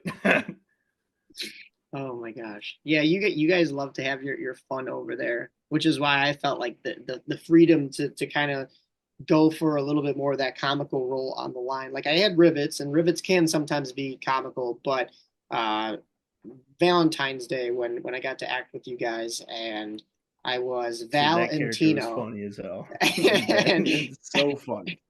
And we were just talking about this the other night. I mean, putting the meatball sub in front of that little jet heater that you guys have that's run by, is it diesel fuel? So, I mean, Yeah. we're going to die Yeah. early, but it's okay. Whatever. You know, he heated it up. It was such a good idea. Yeah. It was warm. You just took the sandwich from me and you're just like, I didn't know what you were going to do. I was passing it around to let everybody have a bite. I probably shared that sandwich with so many people that night, and the chicken parm the night before. So swap and spit, that's disgusting, but it is what it is. But then, I was like, what is he about to do with it? And you just put it in front of the heater. Dude, even the wrapping on it was like the restaurant foil wrapping, and it started to catch on fire. I'm like, oh my God, we're going to burn this place down. It would have been Olaf all over again. Yep. Yes, sir. See, me and fire don't really mix. Or they shouldn't be mixed. Yeah, I was going to say. I like to think that I'm a pyro, so. You got to be something in life, right? Might as well be a pyro. So, and you're going to Indiana all the you're going to Indiana all the time to these abandoned buildings. They got millions of firework places out there. So there you go. Yeah.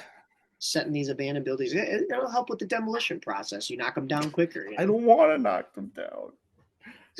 Those are my homes away from home. Yeah. Sometimes I actually got a gun pulled on me one time, and that was not fun. That's not good at all. Yeah, I don't know why I keep going back. What the heck happened? Was there a guy like squatting there or something? No. So me and my buddy, this is actually all on video, except for the gun. We didn't catch the gun on video, but me and him, we have a YouTube channel. We haven't posted in a while, but this was our first time going to this church that I was talking about earlier.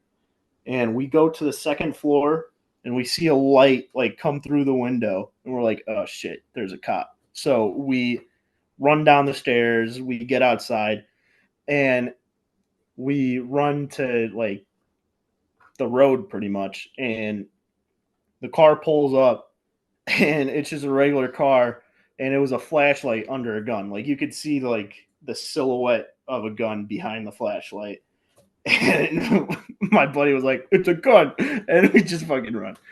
And it looked like they were looking for someone. So I don't know if that person's okay, but yeah.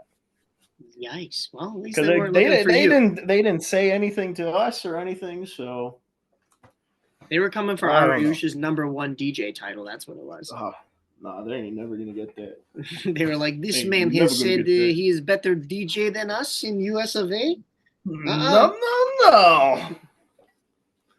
You'll never get this. You'll never get this. Oh my gosh.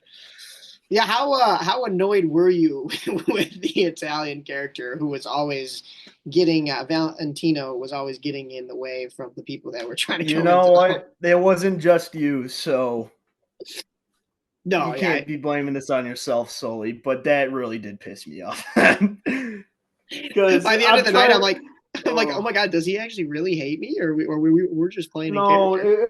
In the moment, you know, I was getting a little ticked off though, because I'm trying to let people in because it's cold as shit, and then here you guys are just holding them up. You know, I'm not going to stop. Like, I'm still going to be doing that. I'm just going to keep throwing you out of the way if I'm in that position. I'm going to just be continuing to piss you off. Yeah. But you got a chance to dress up as another character for the St. Patrick's Day Haunted. You got to be from Braveheart. Freedom! Yeah, I heard you were doing that a little beforehand in the makeup room and in the powwows. Yeah, so for the past 2 years now, I've done that, and I still don't have the speech down. So I'm sitting there trying to read with my pretty much blind contacts, and yeah, there's videos of me doing the Braveheart speech before they go into battle. But yeah, I think this year's was definitely a lot more funny than last year's. So, but yeah, I guess David actually did that before for St. Patrick's Day event, and he actually got pulled over that same night. And the cop would just saw him, and he's like, you have a nice night. And he just was let go like instantly. Oh my God. I'm gonna have to ask him about that. That's hilarious. Oh my goodness. Well, that night I also learned there isn't just a video evidence of you doing crazy stuff out there. There's photo evidence. I mean, there was the photo of us that I believe was it Rachel that brought up to us. She had that disposable camera, and she got the pictures developed. And I don't even remember taking the picture, but I'm just like in the background. Did you get a chance to see it? Did you end up seeing it? Is it the one of my no, piece? I was gonna go into that next, but no, it's a picture of who are you standing with? Are you standing with Jesse or Dylan or Nick? I don't know who you were standing with. I can't think off the top of my head, but maybe I'll ask Rachel for the picture. But I'm just in the background, and I just have this weird look on my face because like I got caught like mid picture, I think. But I don't remember ever even like being present for that. I don't remember those pictures at all either. Cody came up to me one time and he like showed me a picture, and that was me with my ass out, and I was like, dude, what the fuck? When did I do that? Yeah, so that was the other picture of you that I saw that the NSA and the FBI would like to have a word with you because that thing is a weapon on the back there. I'm not here. Dude, what can I say? I got cake. Oh my God, yeah. Hey, why is it in his wallet and not your own? Would you have a copy yourself? That's his copy? You got to get a copy. His ID. That's his ID. I actually do have a copy. It's not as good though. Oh, okay, I see. It's like on the side, so you get a side view of my butt on the picture that I got. He got the full moon in the afternoon. That's for sure. Yeah. Yeah. I can't imagine like digging into my wallet and like I don't know if you're like taking a girl out on a date or something like that. Like I can't imagine like digging into your wallet and she just sees you having a picture of another man's behind. Like what in the world? Like Cody's mine. It's okay. Lot of questions. Cody's mine. Fuck you, Rachel. She's mine. No, oh my gosh. But yeah. I forgot what he was saying, but he said it was some sort of identification card. I think it was for like his electrical union or something like that. He's like, oh, look at this. And then he just flicked it down. And he was showing like everyone. It's great. I think with me, I think they said it was, I was like, are you FBI? And he's like, yeah, here's my badge. Or something like that. I can't remember what it was. I was like, oh my gosh, that is not what I was expecting to see. I'm scarred for life now. I hope you know that. No, you liked it. You definitely did. Okay, maybe a little bit. You don't need to lie to me. It's okay. Oh my God. Well, I mean, you did see what I was dressed as for Valentine's Day, so jury's still out, I guess, right? That's crazy. I think I ripped those pants off you one time. You did, and it was hot. It was nice. Yeah. I didn't put those pants on until like I got to Disturbia, but like the one night, I think it was the Saturday night, I was a little bit of a home dresser, hockey term, but a little bit of a home dresser. So I got most of my costume on at home because I'm like, I don't really want to be like, I have the luxury and the freedom to do it in my own house. Like I'll put all the stuff on, so I'm not changing in the back rooms at Disturbia. And I was walking out of the house and my mom looked so disappointed in me. She was like, her face, she was like, or maybe she saw a picture of me, but she was like, oh my God, that's what you're wearing. You're wearing your underwear on the outside of tights, red tights, and it's pink underwear. And I was like, yeah, what do you want? You raised this. I hope you know that. I think my mom thinks the same way about me. She's like, what the fuck are you doing? But then like, she's very supportive. So, you know, it's like it's a lose-win situation. You know, you could tell that she's like, what did I raise? But then like, she's supportive. So it's okay. My mom's the same way, but yet, like when she runs into, I've told the story on the podcast, but when she runs into Chris Sarabsky, Chris is like, "Oh, your son, he's great. Like we love Mike and blah blah." She's like, "Yeah, I kept the receipt just in case." So Oh, that's great. So yeah, I'm getting returned. I don't know what store I was bought at. Probably like the Walmart version of Walmart, if you know what I mean. Like just back Don't alley. worry. Like maybe it Don't was worry. maybe it was a drug deal. I don't even know at this I'll buy you point. back. Don't worry. Oh my gosh. Well, okay, what is in store coming up? I know you were kind of hinting at a room that you guys are changing. We heard a little bit about the changing of Cage Maze from Lainey back when we had her on. I don't know if we've talked to anybody else since then, but what kind of spoilers can you give us of what's coming to Disturbia? I Both can't for really give anything, sadly. nothing, not at I all. can't. Hints? I cannot, sadly. Ah. Okay. I don't know if I should say it or not. I don't. All I'm gonna say is we are changing our crypt room. Oh, That's okay. all I'm gonna say. Is that's You the get it? one when you walk in? It's like right next to the bathrooms, like where Chains' Oh yeah, room yeah. is, kind of thing.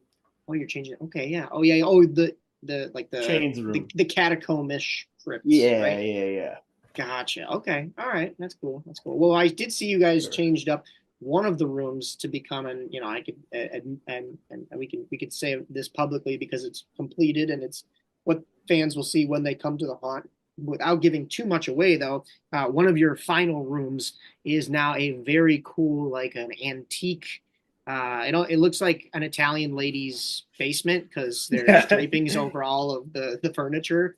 But I mean, there's a bunch of like no, I won't go that far. I won't spoil what's in there. But I was talking with Nick Chains, and he was saying that the tubes or the tubular structures Oh, the for pipes? the organ, the pipes, yeah, they were just found at Basement of the Dead, and they were going to get thrown out. So you guys salvaged them. What was it like, kind of building that room? Dude, honestly, I thought David was crazy. I'm just gonna say it. We call it the ghost room, and he's like, "Dude, we're doing sheet ghosts." I'm like, "Oh, okay, David, yeah, let's do it." I'm like, but we're gonna start saying boo and rar now, you know, dude. In the end, though, like that probably one of my favorite rooms. Honestly, like, actually, it is my favorite room at the time being. You know, I would say the same thing. There's so much going on. But it's not like too much, I guess. You know? No, yeah, you're right. I mean, the detail is just incredible in there, down to like where the cobwebs are placed and everything. And you would think like, oh, typically like a sheet ghost isn't scary. I mean, look at this one saying Vafangul, but like, you know, but you guys make it work. So that's awesome. That's exactly what I was like thinking when he said that. I was like, David, come on, man. Like, what are you doing?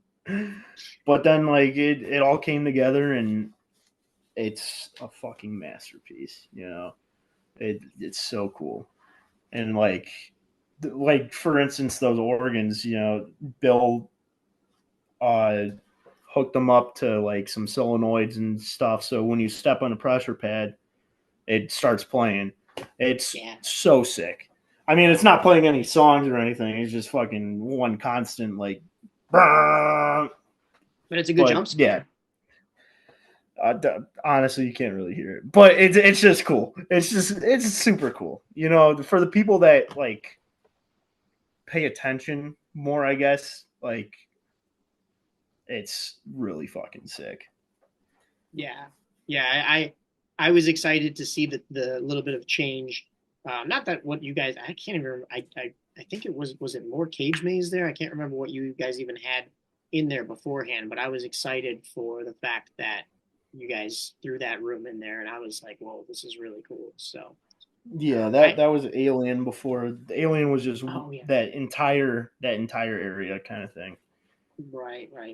Yeah, and I know there's some behind the scenes stuff that I can't share that Nick ran down with me when he gave me the lights on walkthrough back in October, and talking about a couple of the things that you guys have in store and you're going to be changing. And I'll just say I am excited. Like if a lot of this gets pulled off soon, that'll be very cool. Probably won't, maybe not just this year, you know, because you guys will still have, we have MHC coming up around the corner. Then you'll have Summer Screams, and then eventually the actual season. So that'll be fun though. I know you guys were talking about summer sadly- screams the other night. Any plans in the works now that Easter is officially over? Oh, I don't know, man. But I found out that I'm not gonna make it to MAC this year, and I'm sad. No, what? Yeah, You're I tied up with gotta- something? I got a graduation party for an old neighbor that I haven't seen in forever. So yeah, it's that same the whole weekend. weekend though? Yeah. Oh, it's tragic. That is terrible. Because you guys with Disturbia and Basement of the Dead, especially with Psych Jam and yourself, like you guys throw practically all the parties. You threw Zombie Prom at Trans World. You'll be throwing the costume party basically at MHC. So you guys put in a lot of effort. What's that kind Yep. of like? I don't know. You know, like I'm the kind of person. I feel like me and Nick especially, we're the kind of people that just like to help people. I don't want to put words in his mouth or anything, but that's just how I kind of see it from my end. But like, I'm not trying to like boast on myself either, but like that's just how I am too, you know. Like I love lending a helping hand, you know. Like I don't know, I just love doing all this extra stuff. That's It why makes I it more rewarding too. Oh yeah, for sure. Especially like with that ghost room, like seeing it all complete and all that is like I helped with that, you know, and it just looks super sick. That was the same with the hospital. I helped with the hospital whenever we put that in like 2 years ago, I think. Yeah, And yeah. I was sitting in that little waiting room in the hospital.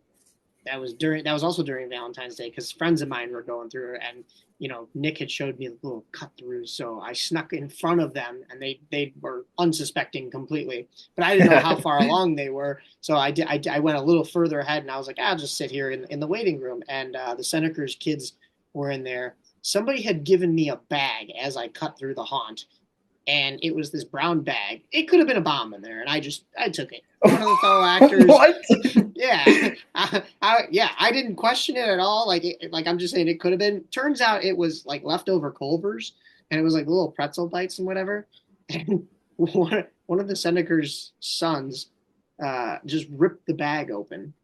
I was like, oh, because that's how we found out what was in there. I didn't open it up. I was like, yeah, it's a brown bag. Like this could be a bomb. Like somebody mailed it to you. So they rip it open, and I see that it's like Culver's, and there's like these little pretzel bites, and they're like, should we eat it? And I'm like, probably not. Like I'm not gonna tell this little kid to eat like a pretzel ball. And so like I had it in my hand, but I have the clacker gloves on and the pad, and that's been touching the outside ground all night. And sure enough, my friends come through, and I handed one of them the pretzel ball, and they're like, "What is this?" I'm like, "Oh, it's a pretzel bite." And they're like, "Oh," I'm like, "Yeah, you should eat it." And they ate it, so that was great. make my friends eat it, not make these little kids eat it. I wasn't eating it either. Are you kidding me? I probably ate like several ring pops off the ground. I think there was the one that you dropped, or like I was proposing to you, or like you knocked it out of my hand. And yeah, I think so. I 1000% picked that back up and put it in my mouth. So that's disgusting, but you got to do what you got to do when you're haunt acting. Yeah, I used to be a very gross guy. There's I've worked at Dungeon of Doom, I think 2 years ago for their subthermal thing. Someone threw out a slushy or a smoothie or something, and it was kind of ripe. I'm not gonna lie. Oh no. Yeah, you could probably see where this is going. I didn't feel too well the rest of the night, but you know, for the bit. It was for the bit. Were you a homeless guy at Dungeon of Doom? Yeah. Okay, we probably saw you because we went through with our group. I got fired that night. One of the gentlemen in the line. I've met him a couple times now. Oh yeah. He was writing my people buddy. up. Yeah, yeah. That's my dog. I ended up being on one of the buses with him. We were coming back from Hell's Gate, and somebody was like, "Wait, you got fired in the line at Dungeon of Doom?" They're like, "That's Matthew," and then they're like, "Matthew, stand up real quick!" And like he turns around, they're like, "You fired this guy," and I was like, "Oh my god!" He wrote me down as Barry McCockiner, Reason. as to why I got fired. Tardiness, which I mean, I don't know how he hit that one on the head because that is tardy here in the head and also tardy in general. But no, I mean, then what else did he put? Oh, well, the warnings section of the sheet had like written warning, emailed warning, or like however they notified you, and one of them was oral. And so he circled oral and said, yes, please. So there was that. Yeah, dude. And then he there was like a checklist of like the reasoning as to why you were getting this write up. And so he only checked a few of them. And I was like, well, pass me the clipboard. And I just started checking a bunch more. And he's like, oh, right. So like when in Rome, like might as well like incriminate yourself even more. I think I have a video of it. Maybe I'll throw it in here as well. But yeah, I was like, he actually helped we saw you make that homeless character. He actually helped me with that. Yeah, he's like, dude, you're gonna be a homeless guy named Daryl. I'm like, yeah. Okay. Oh, that was. Oh my gosh, that was okay. All right. I had to have known you by then. Yeah. I don't know if I knew you honestly. I think I heard of you from Nick, but I didn't personally know you like I know you now, kind of thing. You know, gotcha. like we never talked or anything before. Right. No, that's crazy though, because yeah, I definitely remember you as Daryl, just running around as a homeless dude, not even putting sentences together. Yep. So, and then you're bacon. Yeah. Oh my gosh. Are you? So I mean, obviously that's a little bit closer to home for you. You still occasionally go over and work with them? No, not really. I was thinking. So I actually started a new job recently that's in Waukegan, and it's like probably 5 minutes away from them. And it's like, I'm thinking about maybe hitting up Blake or someone being like, hey, if you guys need help with anything, I'm right here. Like I could come over and help out. But I don't know how that would be with like I'd only be there to like help them build or whatever. I wouldn't work for them, I don't know how people will take that though at Disturbia. Yeah, that's true. I mean, yeah, and you already got the gig there, but Yeah. It's nice to kind of get out and see other friends' haunts and stuff like that, or be able to work with them every once in a while, just because you guys are always doing your shtick at the same time. It's tough to get out and see everybody. So that's one thing that I do like about this year is we actually started our build a lot earlier than before. Usually we wait till like summer screens is over, but we're like, we'll just cut that section out of the haunt and just make like a hallway or whatever for the time being, and we'll just start now. So it's so nice not rushing, because we just rush pretty much. Yeah, no, I get that. Yeah, even here at Voodoo, even though we're a home haunt and it's seasonal, like there were certain years where I knew we were going to have a busy schedule, so we'd start our build in August. And next thing you know, it's the end of September, and it's like we're still scrambling to get stuff done. Yeah. Make sure. But then it all comes down in like a week, which is crazy. Well, it gets pulled into the garage, and then the sorting in the garage takes a little while. But it's got to construct itself back into a garage at some point at the very end of the season. So no, that's cool, and then that's nice. I do remember there was one night that I just missed you. You were walking through Dungeon of Doom, and I was like, oh, like I was just there. Oh, yep. Was that for her Christmas this year? I think it was for Christmas, right? Subthermal, yeah. Or yeah, subthermal. Yeah, I liked how theirs is different from the rest, where rather than with going just the straight up Christmas theme, they play into the fact that Chicago is so bitter cold. I do like that too. Like I love how it's just different. Like I love that like Blake and Jonathan, just put together this like whole scenery, whatever you want to call it. I'm not using the right words, but yeah, like they just put their brains together and made this so unique compared to everything else. They have their own storyline, all that. It's really dope. Yeah, I mean their world building in there, and the fact that it is like a 40-minute walkthrough. I mean, after a while, like you're kind of getting like your anxiety up because you're like, is this ever going to end? But like in a Yeah. good way where like you're not like bored with it by like the 30-minute mark. You're like, now I'm actually getting a little nervous because like we've been in here for a while and is this going to go on forever and Yeah. ever? But then you sign up for, have you done the buried alive at the end? I have done that once before, and that was terrifying. It is, dude. That's my number one fear for some reason is just being like, I'm not claustrophobic. I feel like if I was stuck in an elevator for like 6 or 7 hours, then or more, then I'd probably start getting a little bit nervous then. But like buried a lot, like the whole idea of like being so far down and like there's no way out and you have to just sit there while you suffocate like that. I'd be freaked out. Even just like rolled up in a rug, like super tight where I can't like move. So I've done the buried alive thing probably like 3 or 4 times now. And I face my fears every single time. The one time I went in there, and you know how it's ball pit balls. One time I go in there with my dad. Actually, that was the first time I ever went through. And I didn't even tell my dad that this was my fear beforehand. So like I told him after, and he was like, why did you sign up for this? I'm like, I wanted to try it. I'm a psychopath. I don't know. What do you want from me? But he's having a good time in there. And the scene from Big Bang Theory where Sheldon's in the ball pit and he's going bazinga, bazinga.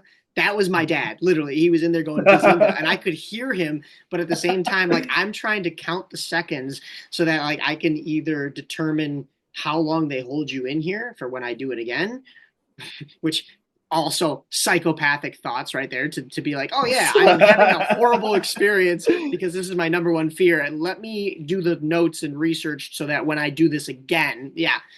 Insane. But I'm sitting there and I'm just like, but I started counting down from 60 because I'm like, maybe they just do a minute, which I think it is just about a minute. It depends on like how big the group is or whatever, or how many, people they have in line. But I'm also like trying to count down and like calm my breathing so that I like put myself to sleep. Cause I'm like, if I sleep through this, it'll be good.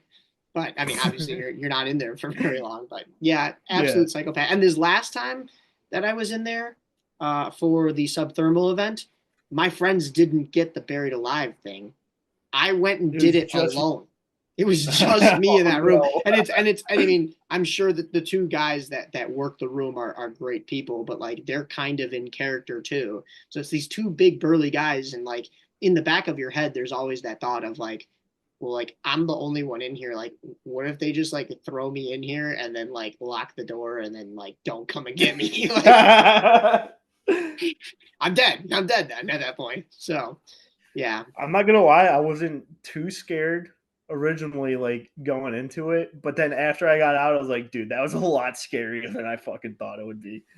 Right? And like, there have been times where I can push the balls aside and like stand up and stuff like that. Because obviously it's not actual dirt for those that don't know. Like, you're not actually getting buried alive where you're going to run out of oxygen. It's just a bunch of ball pit balls. But like I said earlier, like I do go to the gym and I do hit legs on like that teenager standing in the line at Disturbia. And like, I couldn't, like they put so many ball pit balls in there. In fact, like at the first time I thought they filled the whole room from like floor to ceiling. It's not quite that much, but like I couldn't move my legs. And I'm like, these are little plastic ball pit balls. And I can't like, I reached my arm up and like, I couldn't feel the top surface of like where the balls stopped. And I was like, okay, so this is how I die. Yeah, you're right. It is. Yeah. It's kind of terrifying, and I'll do it again. Yeah. So yeah. Oh, same. Yeah. Oh my gosh. Well, I mean, we've kind of talked a little bit about what's coming up for Disturbia, and a little bit for you. Unfortunately, that means you won't make it to MHC, and we're sad about that. But what is coming up for any of your work it out? Okay. Oh, all right. Okay. I was thinking about this, like when we were talking about it. I'm gonna try and make it work. Okay. Well, I mean, is the graduation party on the Saturday night? Because then, like, yeah, it is. Costume. But I'm gonna see if maybe I can promise to make it up like the weekend after or the weekend before. One of those kind of things. I don't know. I mean, I get it's a graduation party, like, but I mean, I don't know. That sounds so shitty. If your friend's listening, oh no, Tyler just got sick that weekend. That's all. He's actually sitting at home doing nothing. Yeah. Party. Yeah, we're telling the future. Watch, I Yeah. actually get fucking sick now. Oh, dude, no, yeah, karma would be. Oh my gosh. Okay, yeah, knock on wood. No, let's hope that doesn't happen. But, yeah, first we're getting you incriminated and arrested for trespassing. Now we're telling your best Here we friend, are. hey, like, Dude, he's next not time I coming your go to graduation Gary, party. all the cops are gonna be like, "Are you Tyler Booth? Get in the back of the car." They're gonna have the patrols waiting for you at the border. They're gonna be like Oh. searching every single car. They're like, yeah, don't let this guy into the state. Yeah, they're gonna hold up that picture of my ass. They're gonna be like, "You see this guy? You see this guy? Don't let him in." So, and so many people are gonna say, like, how on the wanted poster they're like, do you recognize this man? So many people are gonna say yes to that because so many people have seen that picture now. They're scarred for life. Oh my Good. god. But yeah. Yeah, no, so I mean, let's hope you get a chance to make it out to MHC. Chris Saropsky, this will be a little spoiler for the listeners at home. Chris Saropsky and I are working on a couple of things that I might be hosting this year at MHC. So your boy might be on the microphone a little bit. So we got to figure out what times and stuff like that. Because also on that Saturday, for those sports fans out there, it is Montez Sweat of the Chicago Bears that is hosting like a charity softball game right here at Wintrust Field, Boomer Stadium, right up the road from me. And my WRMN side gig that we cover sports on Saturdays, or well, any days of the week now with press accreditation, but they want me, they're like, hey, can we have somebody cover this event? Like, I'm guessing it's going to be the whole team because everybody's super eager to see like what other celebrities and athletes are going to be there. But the game is at like 3:00. So I'm like, oh shoot. Like, I know the convention itself ends at 5 and then I could come back for the after party. Yeah. But like, do I drive all the way out to Rosemont, come back home basically just to go see this game, and then drive all the way back out? I basically did that last year though, because I had a roller hockey game at like 6:30. So what we did was go to MHC. You get no sleep that whole weekend. I'll tell you that right now too. Oh, Like yeah. everything going on. Like we were hanging out at Hell's Gate the night before and such. So like you get zero sleep. The Chicago Haunt Builders have a breakfast at Moretti's that next morning. So you're up at like 6 in the morning to get there by like 7 to have breakfast before everything opens at like 8 a.m. or whatever it is. And then, you're at the convention all day. You get that little window of time for this guy to go and play a roller hockey game, which we were winning like 5-1. And then like I got gassed along with some of the other people because once again, running on zero sleep, and some of our other players, they were trying hard to pick up my slack, and I turned the puck over and they went and scored the other way to make it 5-5. We lost the 5-1 lead, and I'm pretty sure we lost like 6-5. And I'm like, wow, that was my worst performance ever. Not that there are good performances, but like worst performance ever. And I was like, well, that was awful. Let's go party. So we go right back to MHC, and we're at the after party, which if anybody doesn't know, the after party has an after party. And then the after party even has like gatherings outside of the hotel rooms, and like people are like talking till like 6 in the morning when the sun's coming up. And then you do it all again the next day on Sunday because the convention continues for at least half the day. So what a weekend. I guess I would do that with this Montez Sweat game going on over here. But for you, maybe that's your window so that you can go to this graduation party for a little bit. You just take the afternoon, go to the graduation party. Here's the thing. The graduation party is like at the tip of Wisconsin. Oh, that's right. Yeah. Well, the Friday night haunt tour is abandoned. So there you go. You're in Wisconsin. You celebrate that night. You come to MHC Saturday. Oh, I'm thinking about it, honestly. We're crossing our fingers. Let's hope we get Tyler there. Let's hope we get Areush there. Because I'm actually trying to make a fucking costume. Oh, okay. Are you gonna enter into the competition then? I don't know. I might. Okay. I don't know. Me, David, and the Seneca boys are all kind of doing like the same kind of thing. David got a costume down at Transworld, and we're all trying to make it. They're all kind of like post-apocalyptic. Like there's just signs as armor kind of thing, like road signs. So I've been collecting some road signs. I actually shot a lot of them. Oh, okay. So there's a lot of bullet holes in them. Yeah, I don't know. I was fucking. That's for practice for when you go back to Indiana and somebody pulls a gun on you. Oh yeah. I'm not a good shot. I think I missed the signs probably like 10 times, and there's one that's. Let's see if you see that. You see that? That's one of the signs that I have. That's my tool. That's my other toolbox, but that's not the exact sign, but it's the same exact sign, if that makes any sense. But he's just out here stealing signs, and that big of a sign, and you're not able to hit it. I don't think you could hit water if you fell out of a boat. What are we doing here, pal? Oh, I can. I don't know if you've seen the video, but Barstool actually posted it. Oh, that's I fell right. off a boat. Yeah. I thought I was gonna fucking die. Yeah, you are Barstool famous, so I'm jealous of that. That's pretty cool. Oh my god! What happened? The side of the boat just fell off. Dude, we were fucking doing like donuts. If you can do donuts in a boat, and then that one dude decided to sit on the railing pretty much, and the whole side just. And I was eating wheat thins, and I started choking on them when I fell in the water. Oh my god! Oh well, yeah. They definitely. If anybody's ever eaten wheat thins, they definitely were not great after that, and soggy and everything. Dude, it was just a sea of wheat thins. Oh my god! After the fact, the box went with. I was probably more sad about the box falling in than like losing my glasses. It's like putting what's that one cereal? Chex Mix, or no, not the Chex Squares in milk. So, yeah, that's got to be pretty soggy after. That's awesome. Yeah, that was so sad. I think I went straight to Dollar General after the fact and got some more. Oh my gosh! Well, okay, so that you can hit water if you fall out of a boat. But you can't hit the side of a barn with a paddle. That's the analogy. They'll ask you. They'll be like, Tyler, why did it take you so long to make this like post-apocalyptic costume with all the signs? And you're like, because I had to like shoot it 700 times just to get one bullet hole in there. What are you shooting with?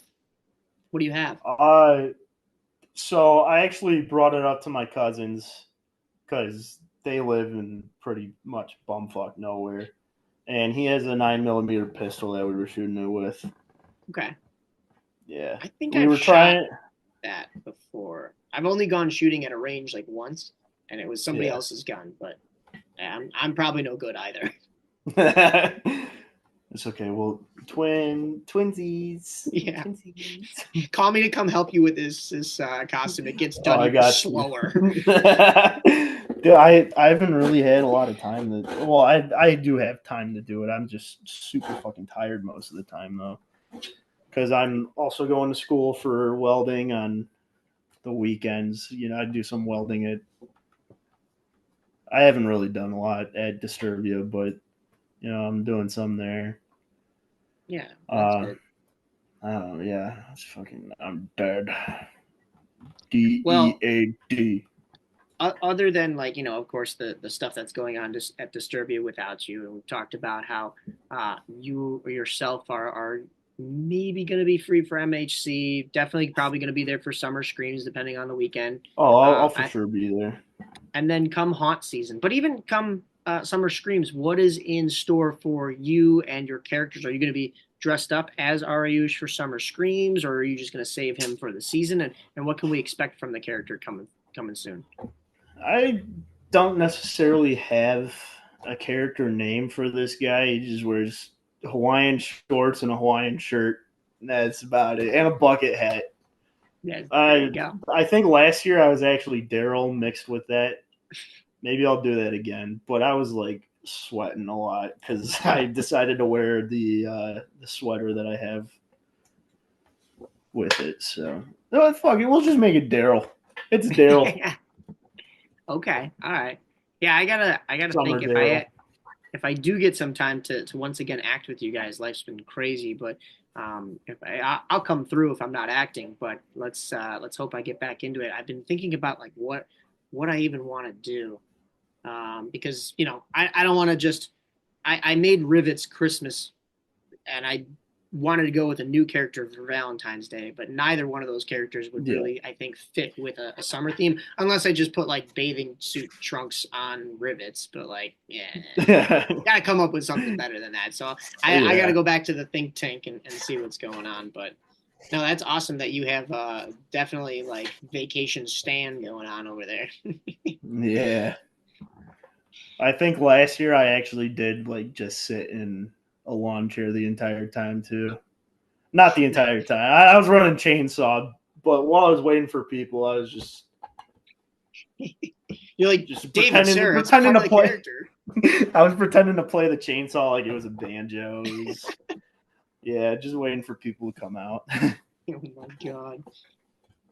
And then for Areush, I mean, what can we? Is he getting new paint cans for this fall? What are we getting? Dude, honestly, what I did with that, I just bought the cart on Amazon, and then I went straight to the office at Disturbia, and I was like, what can I put on this thing? So I'll probably just rummage through all the shelves at Disturbia again.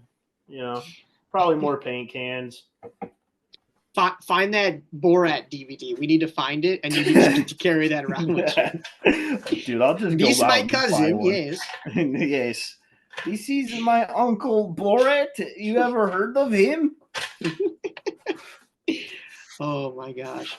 Well, buddy, this has been amazing. Thank you so much for hopping on. Is there anything that we might have missed? I don't think so. Not that I can think of. You do have a lot going on, though. Yes. I can't wait. I cannot wait for that hockey game, though. That's all I'm going to say. We are not confirmed yet, but I think it is actually going to get pushed back into August this year, and I think it's going to be August 2nd.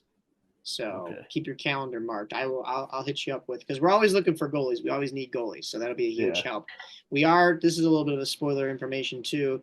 I don't know if this is going to happen. We are looking to try to make it a 4-team tournament.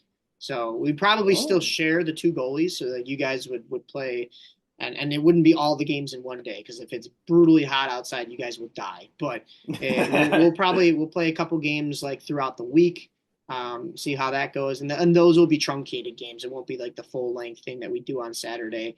But then Saturday will be our usual big championship that we do we don't do fireworks if anybody's listening, but when we do the fireworks, and then we do the announcers and the music and all the pomp and circumstance, and it'll be fun. So yeah, SHL is a fun time, and we're so happy that we'll be adding you. So that'll be cool. I'm happy to join. That's awesome. Where can people find you on social media if they want to reach out to Areush or the band himself? Man, I guess Instagram. I barely go on a lot of social media, I guess, other than Snapchat. But yeah, I don't know. What is your Instagram? Because I'm always like struggling to find which one is Experiment9 _9. Okay, I think I've tagged that one, but then like there's the Scarecrow account, and I'm just like, yeah, I think a lot of people tag that one because it says my name, but I haven't used that one in forever. That's what I was noticing, and I'm like, I think the Experiment9 one's more recent, but yeah, so yeah, because Justin actually was trying to tag me, and he tagged the fucking the Harold the Scarecrow one, and I'm like, dude, I don't even use that account. And he's like, well, which one do you use, mother trucker, Dad? I'm like, dude. Yeah, the second best DJ at Basement of the Dead. Yes, that guy. Second best, and Sam is number 50. Oh, poor Sam, just taking the brunt of it. Before we go, do you have any funny stories about Justin between what has happened with? Dude, every time I'm with him, something crazy fucking happens, man. There's so much. One that I'll share. I don't know if he wants to share it or not, but fuck it. This was at MHC. His ass was probably like super drunk or something. And he went to the wrong hotel. and he went into some dude's door, and he legit said that it was like a mafia meeting. And he was like being held in like a headlock. A lot of crazy shit happened. Just some random guy, some random dude. Yeah, The mafia. yeah. Oh we my were God. staying at Doubletree, and he went to the one right next to it. What's the one right next to it? I'm not sure. Is that a Hilton or is it a Hyatt or Holiday Inn? I don't know. Everyone else was fucking like, it's either Doubletree or there. Is what I notice at least. Is like, I think there's a Marriott out there too, but I don't know which one. it may have been. Actually, wait, no. Okay. He went to the Doubletree. We were staying at the Marriott. I don't fuck. It was something like that. But he decided to go into the other hotel, and he went to his room number, but it wasn't his room, and the door was open. And yeah, and he's like, "Where were you, cousin? I almost get in a fight, and you disappear on me." I'm like, dude, how the fuck how am I supposed to know where you're gonna go, buddy? You were busy out in Indiana getting shot at, and this man's being taken by the mafia. Like, oh, dude, there's another thing too. I feel so bad for this. I accidentally deleted the voicemail that he sent me because I disappeared for a little bit, and he like called me and he left me a voicemail, and that was the funniest thing of all time. I think Kelsey has it on video. I don't know if it's the entire thing or not, but that was so fucking funny. We were planning a trip to O Block from the convention center. I went dumpster diving. We took a tire. We put it in David and Sarah's room. A lot of shit happened at MHC last year. Nice. Oh, this was just last year. Dang. Okay. Yeah, this was just last year. Wow. What do we see? What was I saying earlier? The weekend doesn't stop. There's always something going on. You get no sleep. All these crazy things happen and more. So that makes me eager to walk into a mafia meeting this year. So yeah. Hell yeah, I'll join you. Being Italian, I probably know a couple of the guys in there. They'll be like, "Hey, how you doing? Hey, a big spicy meatball. I'm sorry I missed the last meeting. How we doing today, guys?" I got the meatball sub. Yeah, I brought the chicken parms you guys wanted, huh? You get room service tips and fees over here. Oh my gosh. Well, buddy, this has been awesome. Thank you again for hopping on. Thank you. We can't wait to see you in action. Absolutely. So we will we'll see you at Disturbia, but let's hope we see you at MHC as well. I'm hoping. All right, cool. Well, all right, buddy. I will see you later. And for those listeners, go and get your MHC passes now. This is, of course, the April episode, so that is coming up in June. So you have a whole nother month of May. Nothing really going on in May this year, I don't think. Even Old Juliet, I don't know if they've actually made this public yet, so I don't know if I can share it. But they're halfway to Halloween is probably not going to be in May, and that is all I will say.